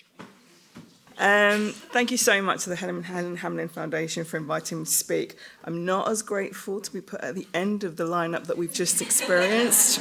I can't promise you the same degree of charisma, wisdom, heart, and speed, but I'm going to give it a go.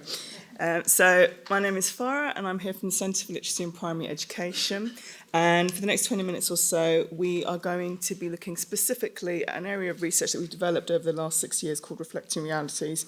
Spend some time thinking about the purpose and context that's informed this research, give you an insight into the headline figures over the 5-year period that we've been doing this work, and sharing some of the implications for classroom practice and provision. So at the Centre, we work with colleagues around the country and beyond, supporting them to think about how best to develop practice in terms of literacy teaching in the primary sector. Everything that we learn alongside our colleagues informs and shapes and refines our thinking around how to promote and advocate for best practice in all aspects of literacy teaching. As is evident from the previous slide, which is our home, if you like, literature and children's literature is an integral part of the work that we do, and advocating for its use as a central feature of primary provision is a key component of the work that we do.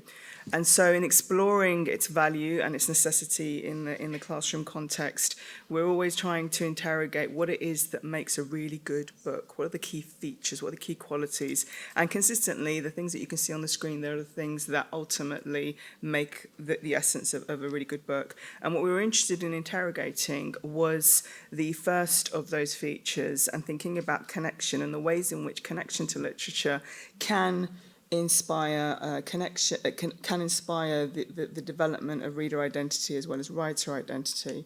And so the term Reflecting Realities is a term that was inspired by the work of Dr. Rudine Sims Bishop, and many of you will have come across her analogy around books serving as giving the opportunity to serve as windows, mirrors, and sliding glass doors. This idea that books have an affirming power as well as the power to broaden our outlook by introducing us to places and spaces and people that we may not necessarily encounter in our everyday life. And so this is particularly pertinent given the hostile backdrop against which we are operating and the hostile context in which we are teaching and our children are learning. And this just gives you a snapshot of the time frame in which we've been doing this work and just some of the lowlights of recent years. And so as well as having the capacity to inspire children to become lifelong readers, to support them in terms of a socioeconomic shift and all of the ways in which reading can be powerful that have been mentioned by colleagues who've spoken throughout the morning, they also have the capacity to serve as tools for social justice, and they can either exacerbate the problematic dominant narratives that we've been encountering in recent years, or they can help redress and counteract them. And so that's what part of the reason it was very important to us to explore the extent of representation, specifically ethnic representation within children's books, but also the quality of that representation. And so we decided to conduct the UK's first ever comprehensive survey of the quality and the volume of what that looks like in terms of UK children's publishing. And what you can see over that 5-year period, so we've produced one every year for the last 5 years, and the new one is imminently due to be out. And what you can see is that at the beginning of this process, in the first year of reviewing the content, the output was very, very low. The level of representation, the quality of representation was very, very low. That has grown significantly over the last 5 years, and we welcome that growth, but we welcome it with caution. And I'll talk more about the caution both in this segment, but also in the workshop that we'll have later today. We look at picture books, fiction and non-fiction specifically because those are the titles that make up the core essence of primary classrooms around the country. We look specifically at books aimed at 3 to 11-year-olds because, again, we're looking at primary sector. And we look at the quality of the presence, so not just the volume, not just whether or not there is presence, but what's the nature of that presence and what's the quality of that presence. So we look at casting, we look at who's foregrounded, we look at who's backgrounded.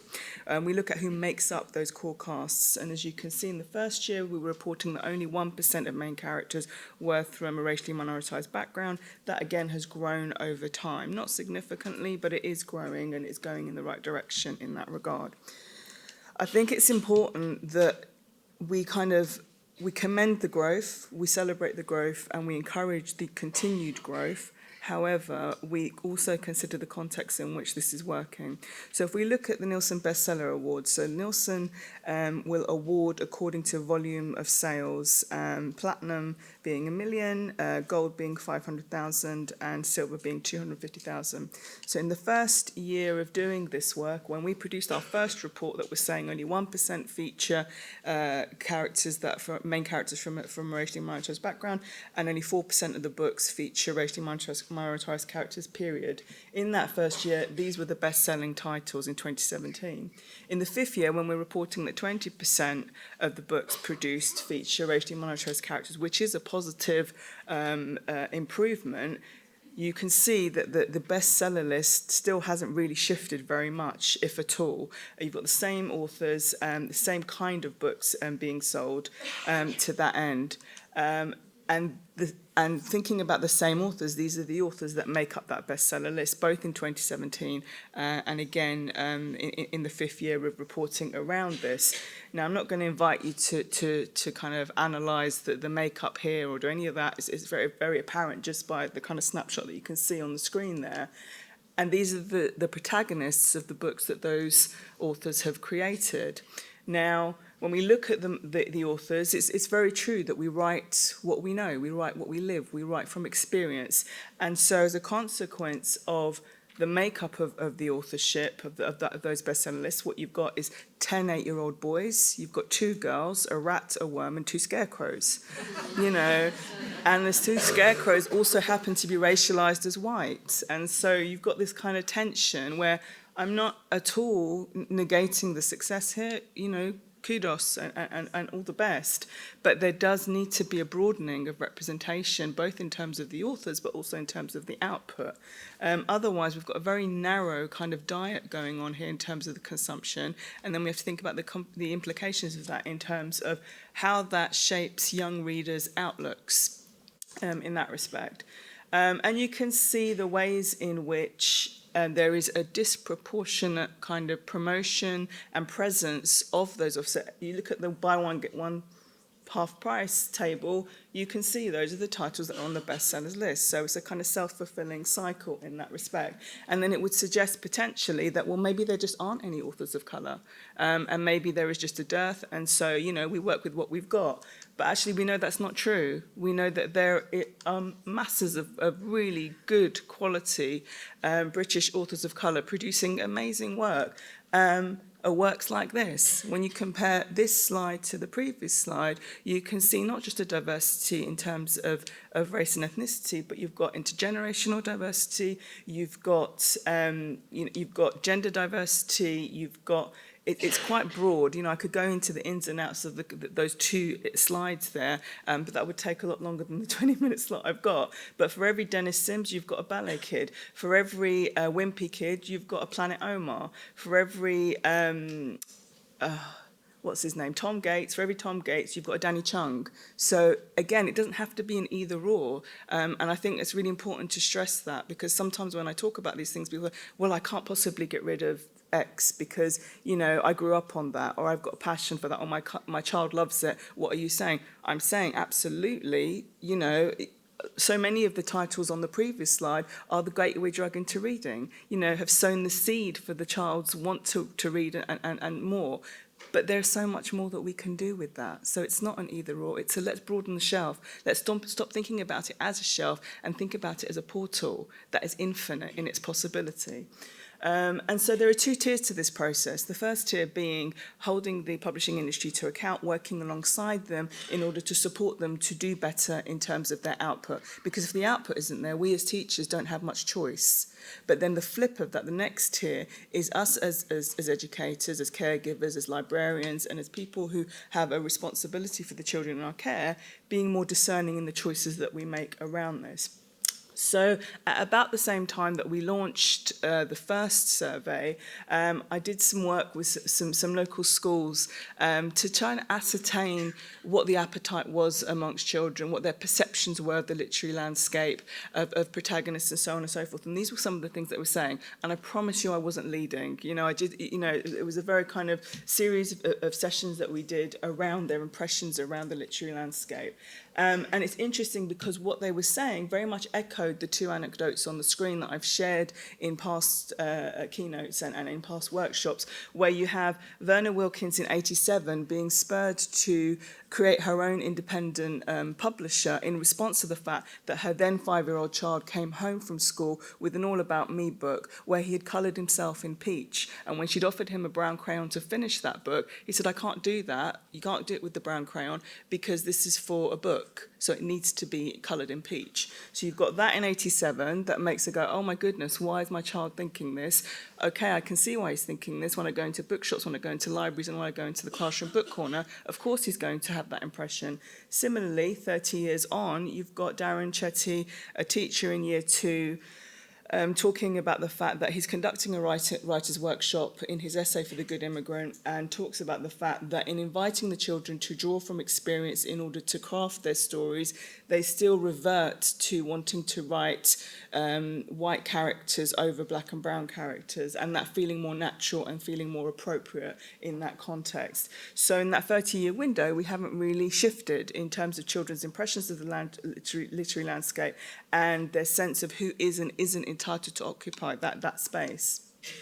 So we wanted to interrogate that further and sought funding to conduct a 3-year longitudinal study where we worked with the same set of schools and worked alongside the same set of pupils, so following them from year 3 through to year 5 and determining what would happen if we ensured that their classrooms were full of representative and inclusive titles, as well as having the opportunity to meaningfully engage with those titles alongside the creatives of those titles to see what impact that would have in terms of their reader and writer identity. And starting with the question at the top there, do we have enough inclusive representative books in our book corners? What do we have? What's the nature of it? What's the quality of it? If we do, the next question is, do we have opportunities to meaningfully engage with them? Not just pull them out in October because it's Black History Month, or pull them out once a year around a topic, but do they meaningfully have the opportunity to engage with them? Are they learning directly from the creatives themselves to have the opportunity to learn more about authentic processes? Is the literature an integral part of the literacy programme of study? Are these core elements of those of their literature programme? Does the literature form the basis of wider programmes of study? You know, what's if that's happening in literacy, what's happening in history, what's happening in geography, what's happening in our foundation subjects? Are all of our resources inclusive, and do they support the study of these texts? And I'll talk more about this in the workshop that we have together. And does our provision meet the needs and interests of every learner by reflecting the realities and the realities of the wider world? These are universal questions that we should be asking, period, if, you know, when thinking about how we support our children. So in asking those questions and creating the opportunity to address these questions within our context when every school participating in the programme, these are the kinds of things that have come through. So in terms of impact on reader identity, the children are devouring books. We have multiple anecdotes of children talking about, teachers talking about the fact that children that weren't previously reading now just cannot get enough. You know, that as fast as they're stocking it, it's coming off the shelves. We have instances in terms of writer identity where children are no longer writing because they're directed to write. They're writing because they're compelled to write. So can I take some paper out into the playground, miss? Because I've got a thing, I've got to get it out before it goes. You know, having writing journals that are taking home and just splurging in that way. So it's a shift in the dynamic around direction versus compulsion, which has been touched on this morning as well.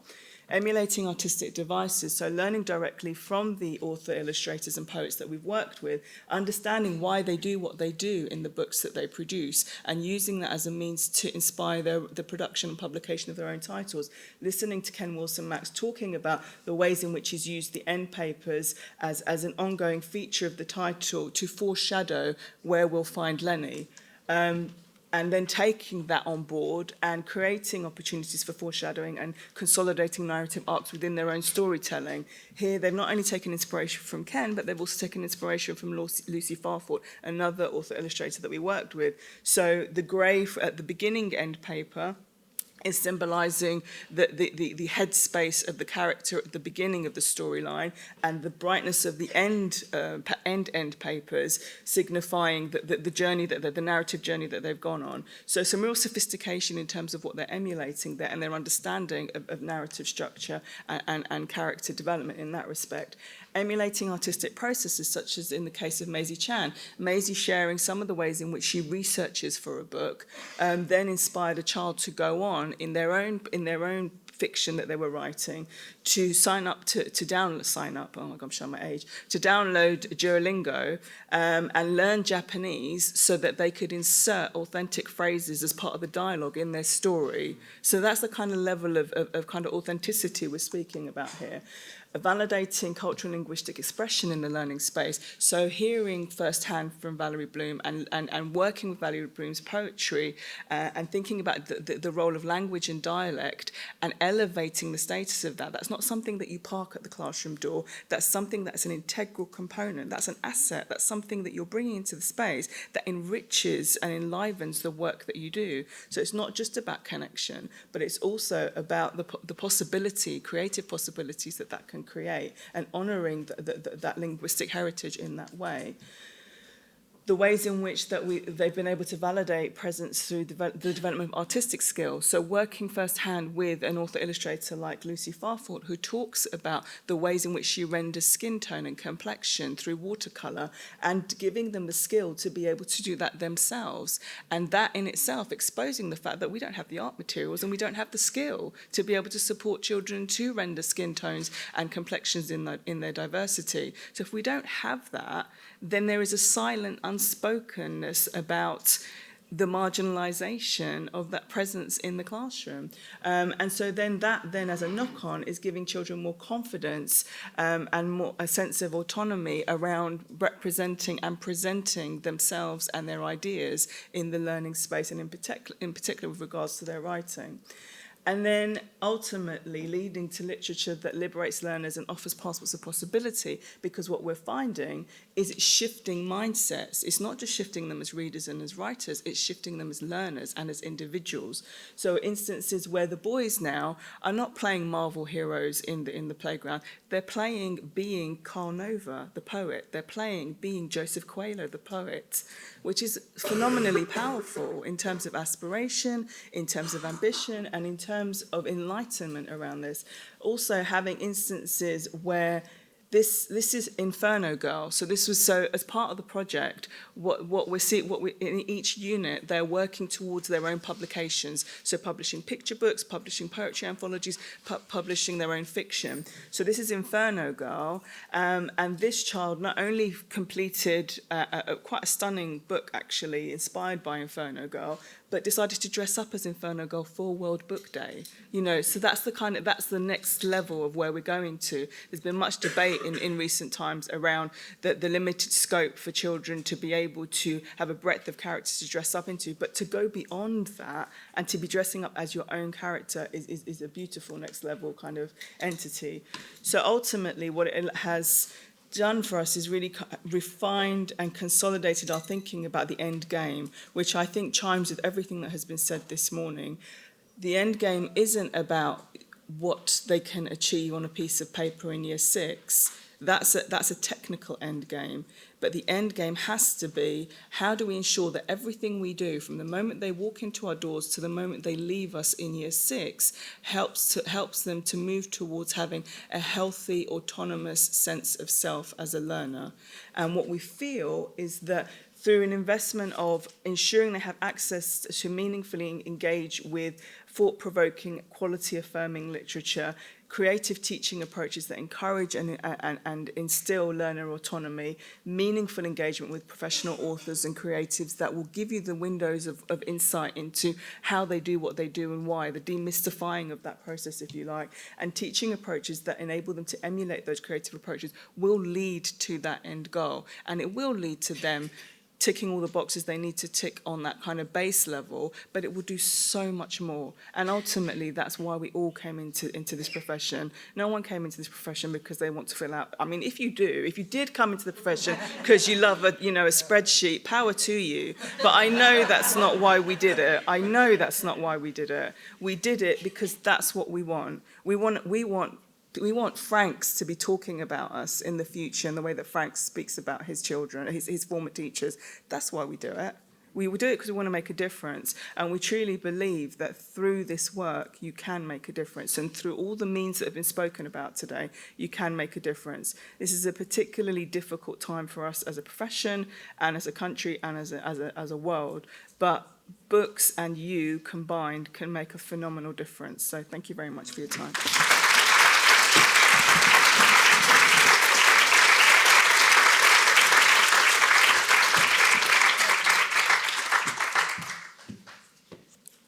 It's been absolutely fantastic to hear such an interesting range of contributions this morning. Many things that really got me thinking about how we use children's literature and language, and some of those interesting debates recurring about how we might teach reading, writing, and indeed talking. It was really interesting to see, first of all, Dom's big reveal of the double helix of reading and writing, which I think is something we'll all be talking about. Sorry, I should say Dominic and Charlotte's double helix. And that intertwinement, I think, is something that we could see, again, running through all of the talks this morning. I felt really inspired by Teresa's talk, not least because of the amount she managed to fit in the 20 minutes, but it made me really think about how much time we spend reading with, when smaller children, particularly, you know, reading with a toddler on the sofa. So much of that time reading is really about talking with the book, and how we might lose that as children start to get older and begin to read independently. It's much harder to facilitate that kind of chatter about books. And I think her talk was really useful in showing us how this kind of book chatter, book blather, needs to be facilitated by adults, but also led by children. This cannot be another box to tick.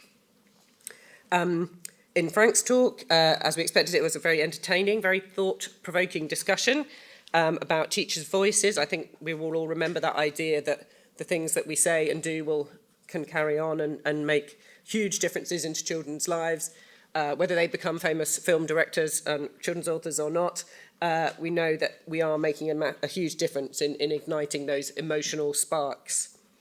And then Fiona's talk again came to the idea of dialogue, which is definitely a theme today. Her really interesting discussion of dialogue as a social practice. When reading her recommendations, I thought there are certainly some adults not far from us in Westminster who could do with a discussion on relating to others and dealing with multiple perspectives. But you know, it was really fascinating to see this really positive work, and particularly some of those very clear ideas about how it can be implemented in schools. In Steve Graham's talk, we shifted our focus to writing, and there was one line again that really struck me. It's something I remember in my teacher training, which about writing for purpose. And again, that's something in early years we do a lot, where we encourage emergent writers to be writing labels or writing lists. And again, something that I think is quite easily forgotten as children get older, that we need to engage children to make sure that they are writing for a purpose that speaks to them. And of course, we might have to understand that that purpose might be different for all children. So again, we have to think about inclusivity. And that brings me also again to Farah's really fascinating talk about the need to think inclusively, not just in the books that we read, but I think also more generally when considering children's literacy. I was reminded of the furore this year about the SATS reading paper on sheep rustling, which of course is not as accessible to some children as others. And the need for that inclusivity to be, that we see in books, increasingly see in books, to be reflected in all aspects of our literacy teaching. It's been, I think, a really fantastic morning. Some really strong themes about inclusion, about talk, but also, I think, a few really inspiring ideas, which I hope you will take away with you and remember. I have a few more little bits of information to give you, but before that, I think, could we have another round of applause for our keynote speakers?